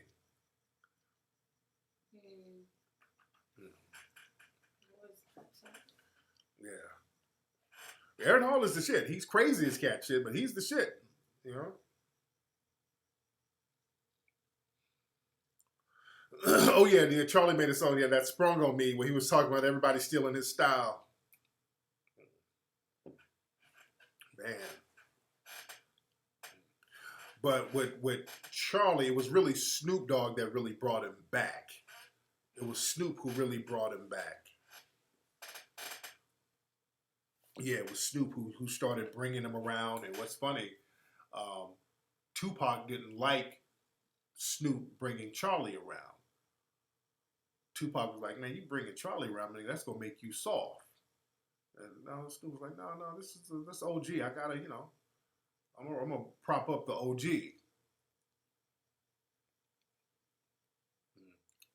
But not taking a chance with fight in the court. I just roll over and gave it up. Yeah.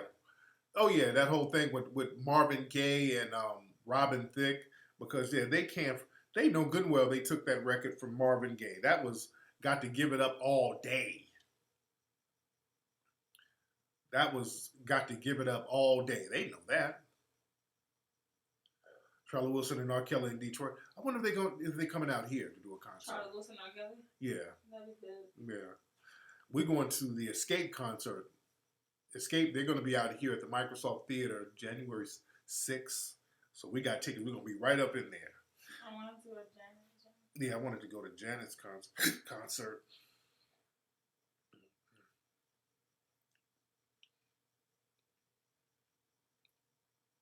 Man. Yeah, this had about the food we had. The what? The food we had, I think they ended up being Mexican owners. They were. Yeah. They stole some of the recipe. I think the people who own the delicious Southern cuisine on Crenshaw are Mexican. I think the owners. Like, damn. Who taught them these recipes? The food is on fleek. Janet is always good. Yeah, man, I want to see Janet live. I wish I could have caught her out here. Oh, your wife and friends are at the Escape concert now in D.C. tonight. Oh, that's what's up. And congratulations to the girls, man. They're having a very successful tour so far, which is good. I can't wait to see it, man. That's going to be a pretty good concert. You can't wait to see my feedback on the Escape. Oh, yes, because you know I'm going to give it. Yes, you know I'm going to give it. It's going to be off the chain.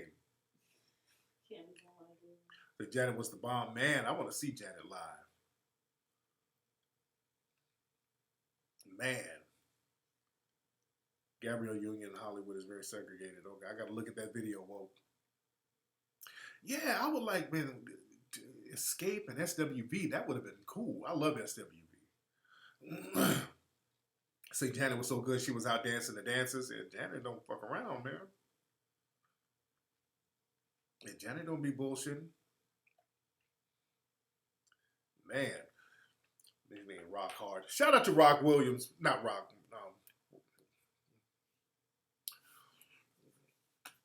What's Rock's last name? I forgot Rock's last name. Who called in last week? I forgot Rock Newman. Shit. I'm having a brain. I said Rock Williams. Rock Newman. Shout out to Rock Newman. I had a brain fart. Yeah. Rock Newman. Yeah.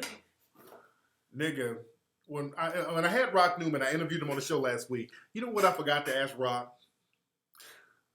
Rock, do you know Rock yanked a motherfucker up out the ring one time? I should have asked. You know, Rock was about that life. Rock was about that life. There was a fight. You know, Rock was managing Riddick Bowe. And Riddick Bowe was boxing this dude. And you know, a lot of people like that interview with me and Rock.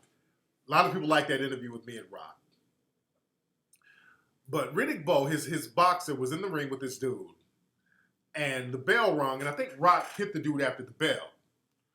So the dude, the other boxer, what was the other boxer's name? It was Michael something. I can't think of his name. What was the other boxer? It was Riddick Bowe and the other boxer. I can't think of his name. Some of y'all might have seen the clip. But Riddick, I think, hit the dude after the bell, just on some reactionary shit. And then the dude, the other boxer, pushed Riddick Bowe and then kicked him. So they start getting into a brawl after the bell. They're on some street fighting shit. Riddick Bowe and this other boxer is kicking. Nigga, Rock jumped up, choked this motherfucker out, and then yanked him out the damn ring. Man, little ass Rock Newman. This is a big fucking dude. Rock snatched this motherfucker out the ring. It wasn't Michael Spinks, was it? Was it Michael Doe? I'm gonna look for let me show y'all the clip. That shit is funny. Hold on. Rock was about that damn life, man. He said Michael Moore. No, nigga. Hold on.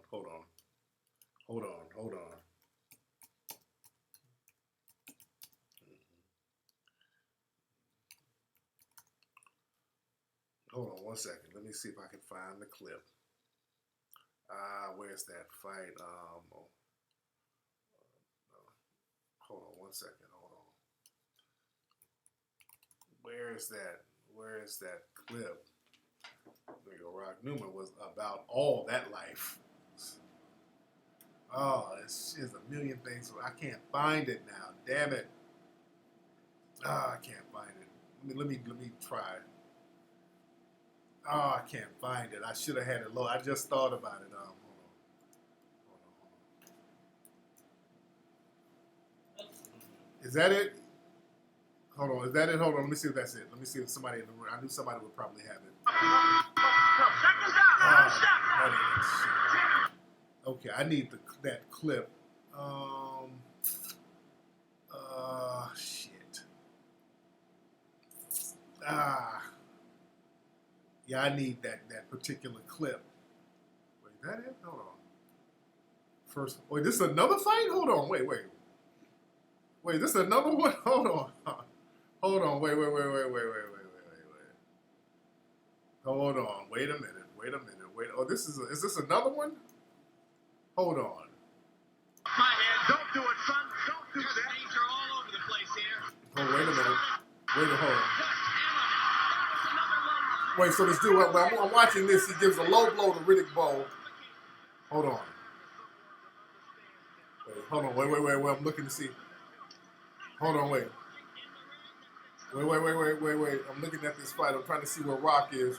They beating this white boxer's ass on some street shit. Hold on. Wait a minute. That and it's another one. It's another fight. Damn. Rock and those dudes be getting into a hell of fights. So this dude, this white boxer did a low blow. I'm watching this. This is my first time seeing this. He did a low blow on Riddick Bowe. And all of Riddick Bowe's people jumped in on him. Hold on. But there's one, the clip I'm looking for is Rock Newman. You can see him clearly jump up. Okay, these niggas are getting it in. Okay, they're getting it in, man. Okay. There's so much going on here. That's another fight they got into. Hold on. Okay, is this it? Wait. Hold on 1 second. Then this ain't it. Okay, y'all sending me all types of shit. I just need that one clip. Jump to the 4-minute mark. Okay, I need something shorter. Hold on.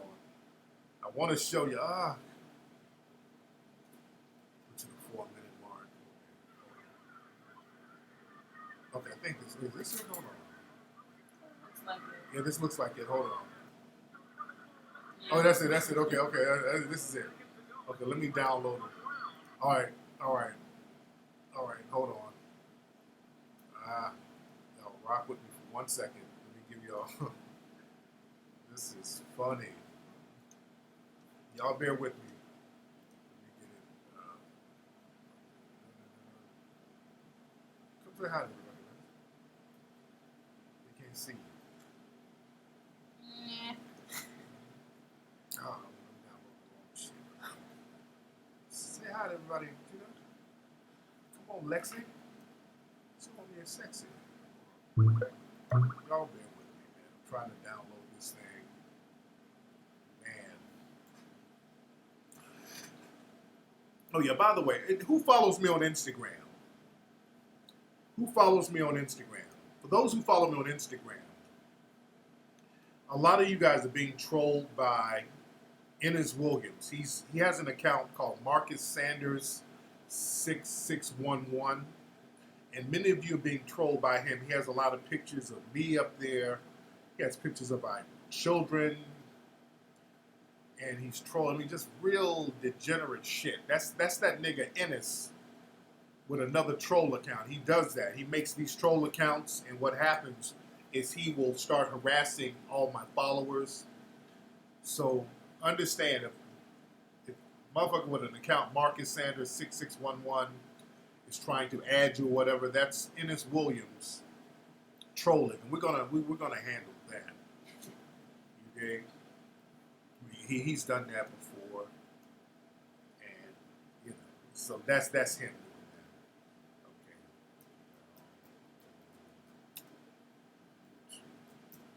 that. Okay. Y'all bear with me a second. Let me see what this is while I'm doing this. What's up? Who's calling?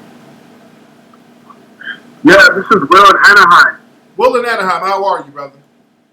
Good. What's going on? I had a quick question about Donald Trump and LeVar Ball. Yes. How come I haven't heard the narrative being spun towards the fact that he was responsible for the Central Park 5? Doesn't that kind of just eliminate the whole argument? Well, yeah, people, I mean, he's full of contradictions. There's a lot of contradictions with Trump, but the thing is, when you're dealing with his supporters, they don't give a shit. They overlook a lot of stuff. Trump is team white supremacy, and that's all that matters to them. So, I'm glad that LeVar Ball is not bowing down and kissing the ring of white supremacy when it comes to Trump. And that's a good thing. And that's what they want you to do. They basically just want you to bow down. The Sons have already said, hey, we thank Donald Trump, but this whole thing where your dad needs to thank us too, that's just them trying to make niggas bow down. And I'm glad LeVar is standing up to him. That's what we got to stand up to, these fucking white supremacists, and not be scared of them. All this scared bullshit ain't going to get us nowhere. So you might as well stand up for yourself, man. But thanks for the call, brother. Thank you so much. All right, thank you. All right. All right, let me get this. What's that on my face? What's that? Thank you, dude. All right. All right, let me. All right, so this is the clip. Let me get y'all the clip of Rock Newman snatching this dude up out the ring. Hold on. Let me show y'all this. This is Riddick Bowe. This is when Rock Newman was managing Riddick Bowe. All right. This is the clip. Check this out.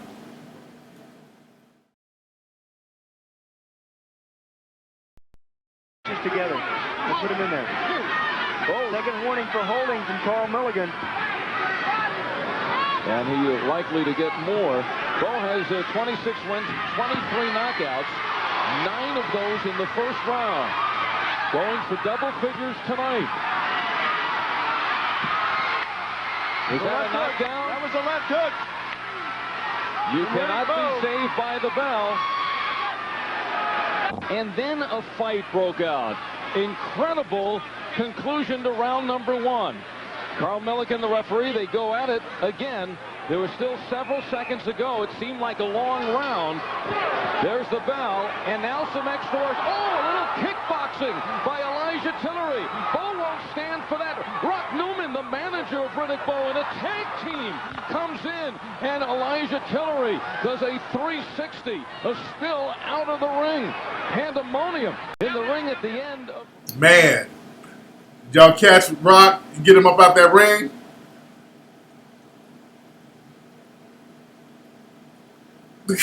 Rock flipped that nigga up out the ring, dude.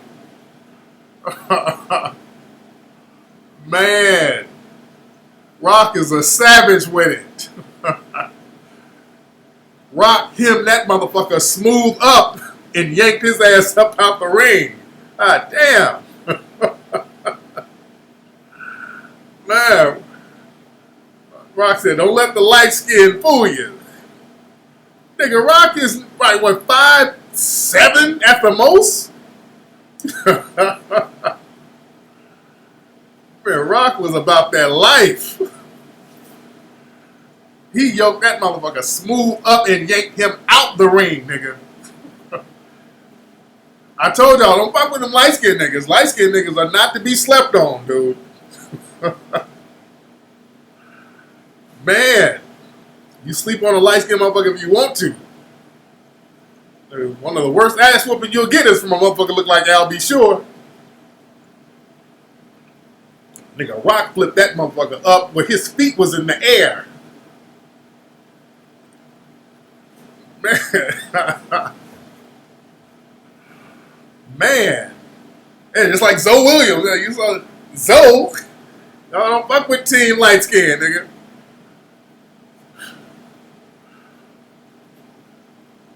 People like Zoe Williams, they put hands and feet on niggas.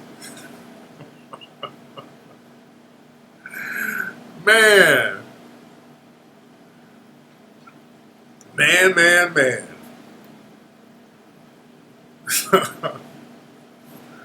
You don't want to fuck with the light skinned Justice League, nigga. Wow.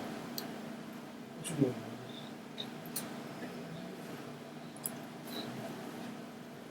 My wife. No,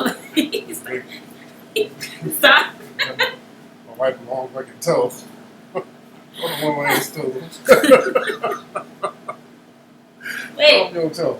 I kiss that fucking toe. That shit don't look right. Hold Let me on. see, man. No. Show me it. Get down. Get down. Get my wife. Ah, kiss the fucking sexy feet. The little pinky toe struggling. I'm gonna kiss that struggle toe. Ah. Yeah, man. Man. How do you pick him up? So, and he's so big. Yeah. Man. They got finger toes. Keep my toes away. Man. It is. Yeah, man, Rocco's putting that work down, man. Man.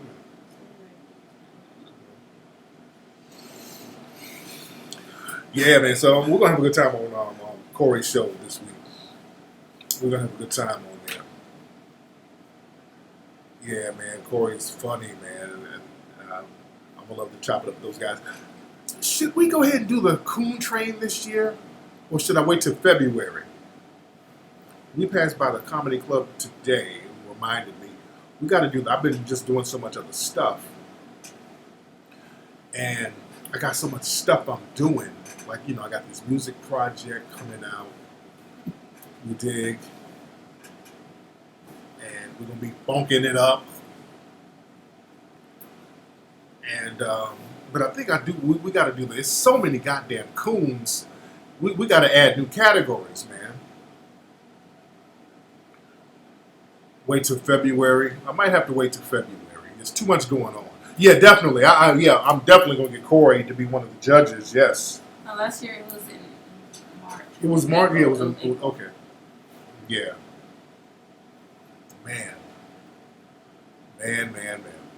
All right, y'all. We gotta eat something. I'm hungry. That moment filled me up. You did? Yeah. Uh-huh. What about LA people? Where are the best Jamaican spots now? We got a Jamaican spot out here in the valley. We only got one. We had Coley's. Coley's ain't around no more. That was my favorite spot. Coley's was the shit. They got Derek's in Inglewood. And what other Jamaican spots out here in LA that's thorough? African. Or African spots. But I want to try some African spots too. But definitely my Jamaican spots, man. That one spot up there in Studio City, that's cool. But, I don't want to go all the way down to Derek's, and that's the only one. But what other ones are in LA?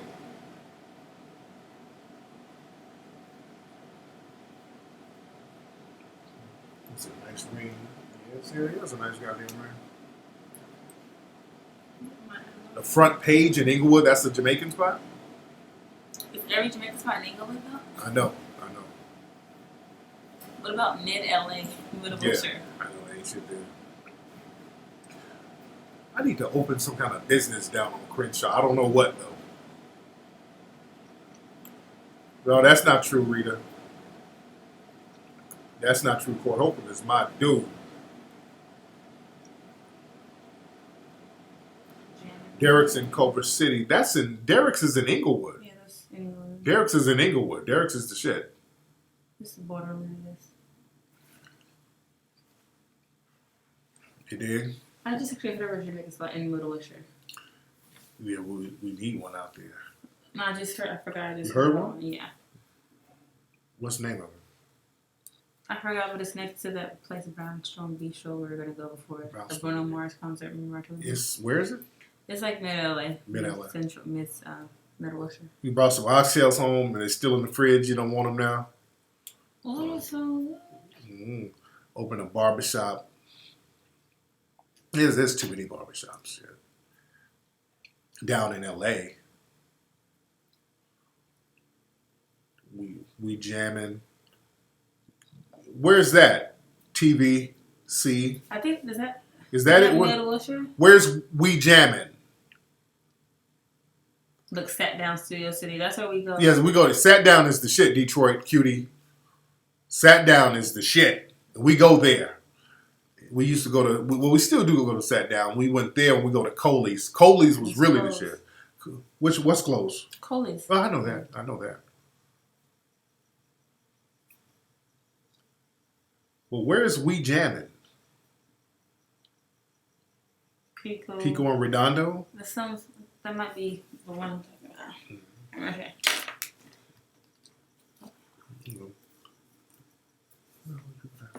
Where's your phone? It's charging but died. Where'd you get the hat? I ain't got shit to hide. Hold on. Delete side pics. Let me look at your shit. Whoopi Goldberg, delete. Gabby Silverberg. I'll text you later. Call later. It's not the right time.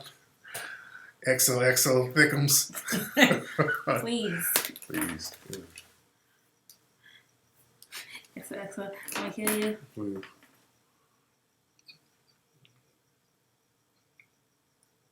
The auctioning slaves in Libya. Yeah, we talked about that, Rita. We don't have to help on I know. Over there.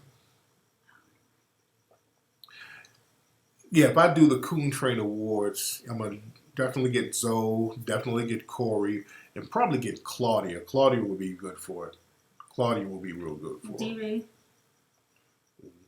No, Corey and Zoe will be good. Yeah, I know Brownstone, Washington. Well, what Denzel do? You said Denzel a soft shoe coonin. What did he do?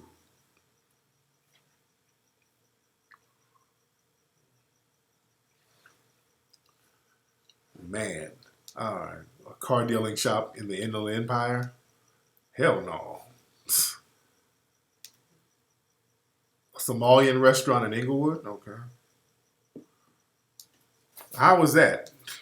You keep telling me you want to try. I kind of want to try Yeah, it. this is it because it's right next to the Brownstone Beach. Okay. I'll get to try that. Let me try. Let me see where this is. Well, some people. Okay, Pico. Okay. Pico Redondo. Where is that? Brownstone was the bottom too. Have y'all been to Brownstones? Okay. Oh, that's by Roscoe's, kind of, right? Or Roscoe's. Yeah, Roscoe's Chicken and Waffles is on Pico. So it's right. Okay. I know where this spot is. Okay, it's right there. Okay. No, we probably saw it driving down Counter there. service. Is it counter service Jamaican food? Oh, you can't. It's not a real restaurant. You got to take it to go. Yeah, I think you got to take it to go. Oh. We jamming. Okay. Hey, we got to try. I'm gonna try that. We got to try that. Yeah, Pico Boulevard has a few black, and that's where Portis, her thing is kind of close by there. Somalian spot in Inglewood. They got Get the Goat. Right. Exactly. Mm-hmm. Okay, yeah. They I got to get up there and see what they got.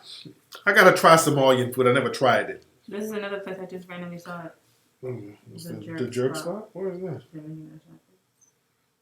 It's off Santa Monica, no Venice. Okay.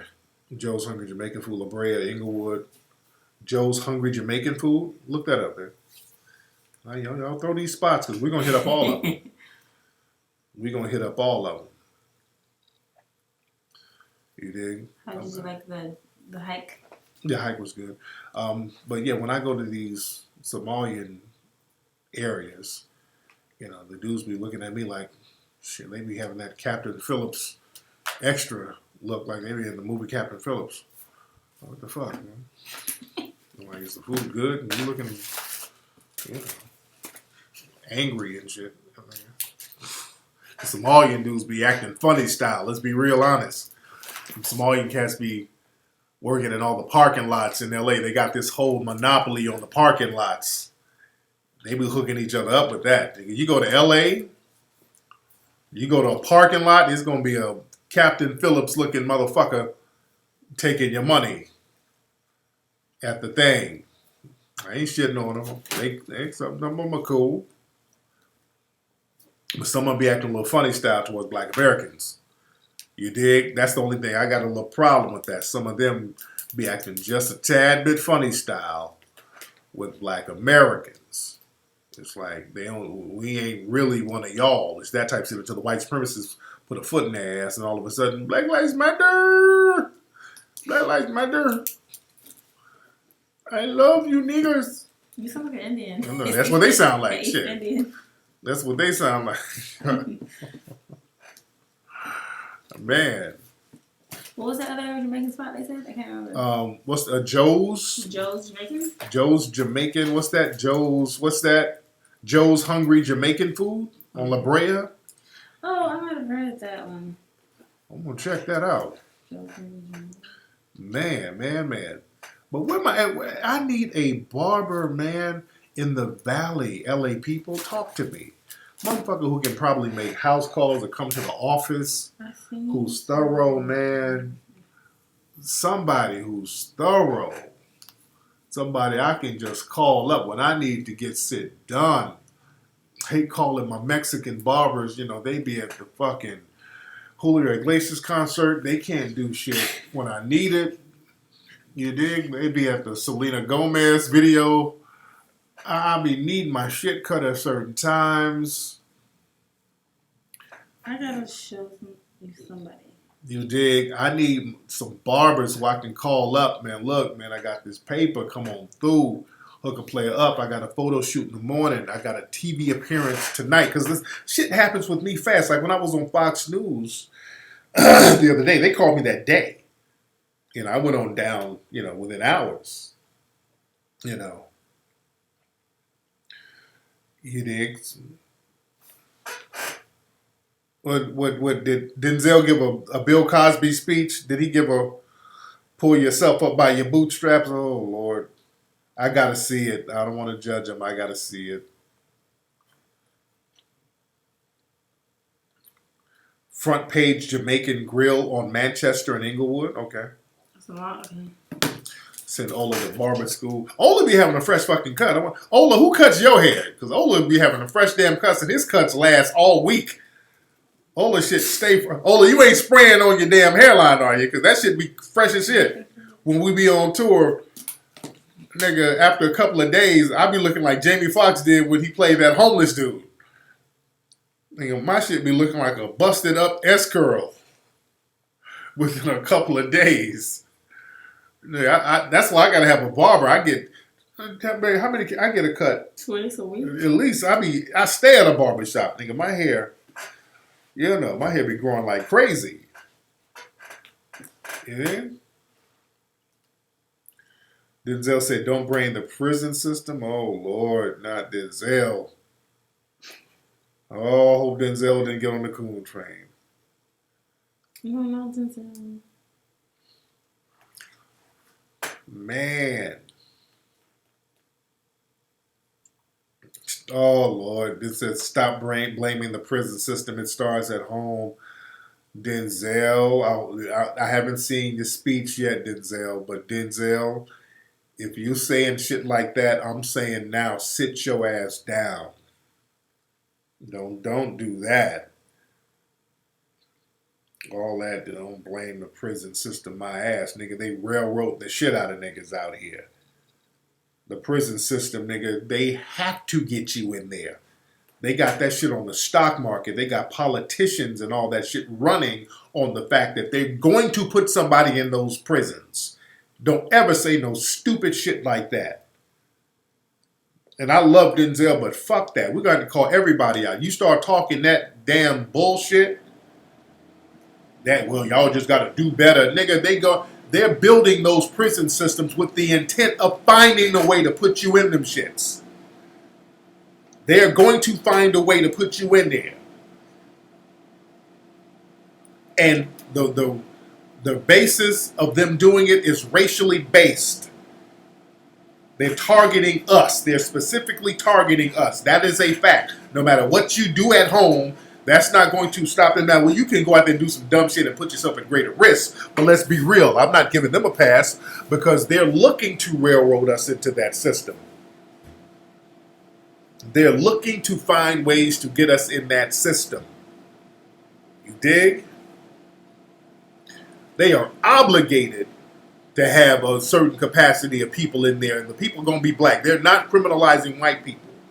They're criminalizing black people for your fashion sense. They're criminalizing us for sagging pants, shit like that. Y'all know when these white supremacists are out here murdering people and doing mass shootings, notice they always give them the lone wolf treatment. Oh, it's just him. There was a black dude who shot a cop, I think in Baltimore or Philly, somewhere out there on the East Coast. And he was on the run. Nigga, they arrested like 11 people who knew that nigga. They finally caught up with him.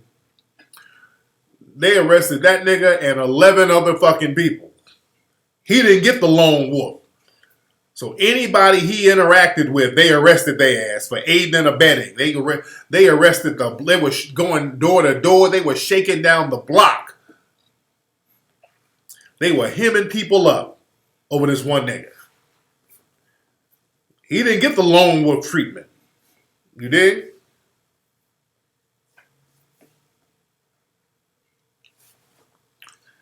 Man, so don't say that. They're designed, if you live in a neighborhood where motherfuckers committing a crime, they'll associate you. Uh-oh. Is Breitbart quoting Denzel? Uh-oh. Let me look on Twitter. Let me see if Denzel is uh-oh.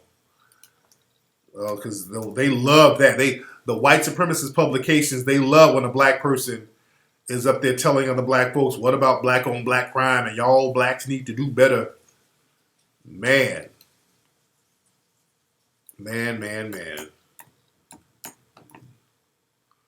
All right, let me look up. Let me see if I can see some of the speech. Denzel Washington, if we strengthen the household, we strengthen the community. Okay, I get that. I believe that. Okay. But don't blame the prison system. Nah. The prison system don't get no pass. Oh, yeah, he must have said something that, you got Steven Crowder talking about awesome. Denzel Washington calls out Hollywood. So now you got all these white supremacists co-signing. So he must have said something coonish. You got way too many white supremacists co-signing him. Yeah, you got Steven Crowder and all these people. Way too many white supremacists co-signing him now to justify harming. Don't use their talking points to justify harming black folks, Denzel.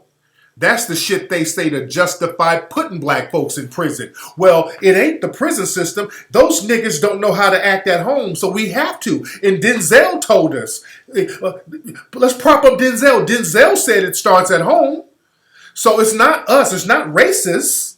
You can't say the prison system is racist. Denzel said it. He's well respected. See, very dangerous, Denzel. Very fucking dangerous to say shit like that, Denzel. You got to be called out. You got to watch that bullshit. Because the white supremacists use that to justify blowing another black kid's brains out. You got to know better, Denzel, than to use some talking points that's going to be used by these fucking alt-lice.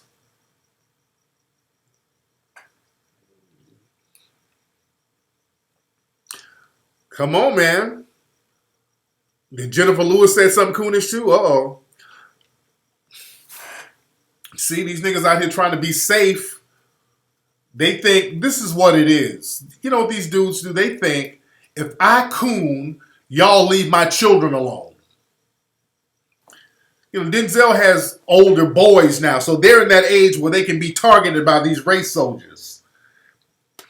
So a lot of these cats are like, okay, if I start tap dancing a little bit, I start soft shoeing, acting like I'm trying to give good advice to black society, but I'm really trying to soft shoe for white daddy to leave my kids alone. Now look, give my kids a pass.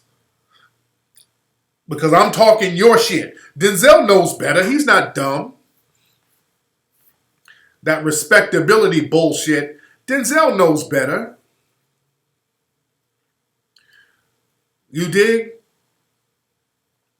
Denzel knew exactly what he was doing. He knows exactly what he was doing. Man. Yeah, Breitbart. I mean, this is the alt-right platform. They're propping him up. So you know that's a problem. Denzel, this is Breitbart. Denzel Washington to Black America. Stop blaming the prison system. It starts at home. Yeah, he's promoting this movie. Man. It starts, I'm reading the article. It starts at home. It starts at home. It starts with how you raise your children. If a young man doesn't have a father, he'll go find a father figure. The Academy Award winner told reporters at the Dan Gilroy directed film New York premiere. Okay, Denzel. Dude. Basically, don't mess with my kids. Man. So, yeah, I'm going to tweet about this afterwards. Because that shit is used to justify harming us. Yeah, Morgan Freeman, he jumped on the train a little bit. Nah, I can't co-sign that, Denzel. And I fuck with Denzel heavy. That, don't co-sign it. Because, yeah, of course, fathers in the community and all that, of course, that's a given. We know that. The problem is we're not getting our brains blown the fuck out because ain't no dad around. Shamir Rice has a father. Trayvon Martin had a father. He was at his father's house. Mike Brown had a father. Jordan Russell Davis had a father who was there for him. We're under a system of goddamn white supremacy. No matter if you have a father or not, the white supremacists are targeting everybody. Fathers, mothers, sons, children, babies. You dig? And they're not locking the motherfuckers up because they ain't got no father, whatever. They're targeting people because we're in a system of white supremacy. And if we ain't got no fathers, why? Let's break that down. We can break that shit all the way down. How come ain't no fathers in the home? We break it all the way down. Watch these little white supremacist talking points. Those are used to justify harming us. Where you blame yourself for these white supremacists building a whole structure to destroy you. How was the family destroyed? How was the white supremacist role in that? You dig? Come on, man. Don't get a couple of dollars and then start talking that bullshit. Man. All right. Anyway, y'all, let me get up out of here, ladies and gentlemen. I'm up out of here. Y'all go get 1804, 1804movie.com, 1804movie.com, 1804movie.com. Get the movie, ladies and gentlemen, 1804movie.com. And I'm going to holler at you guys.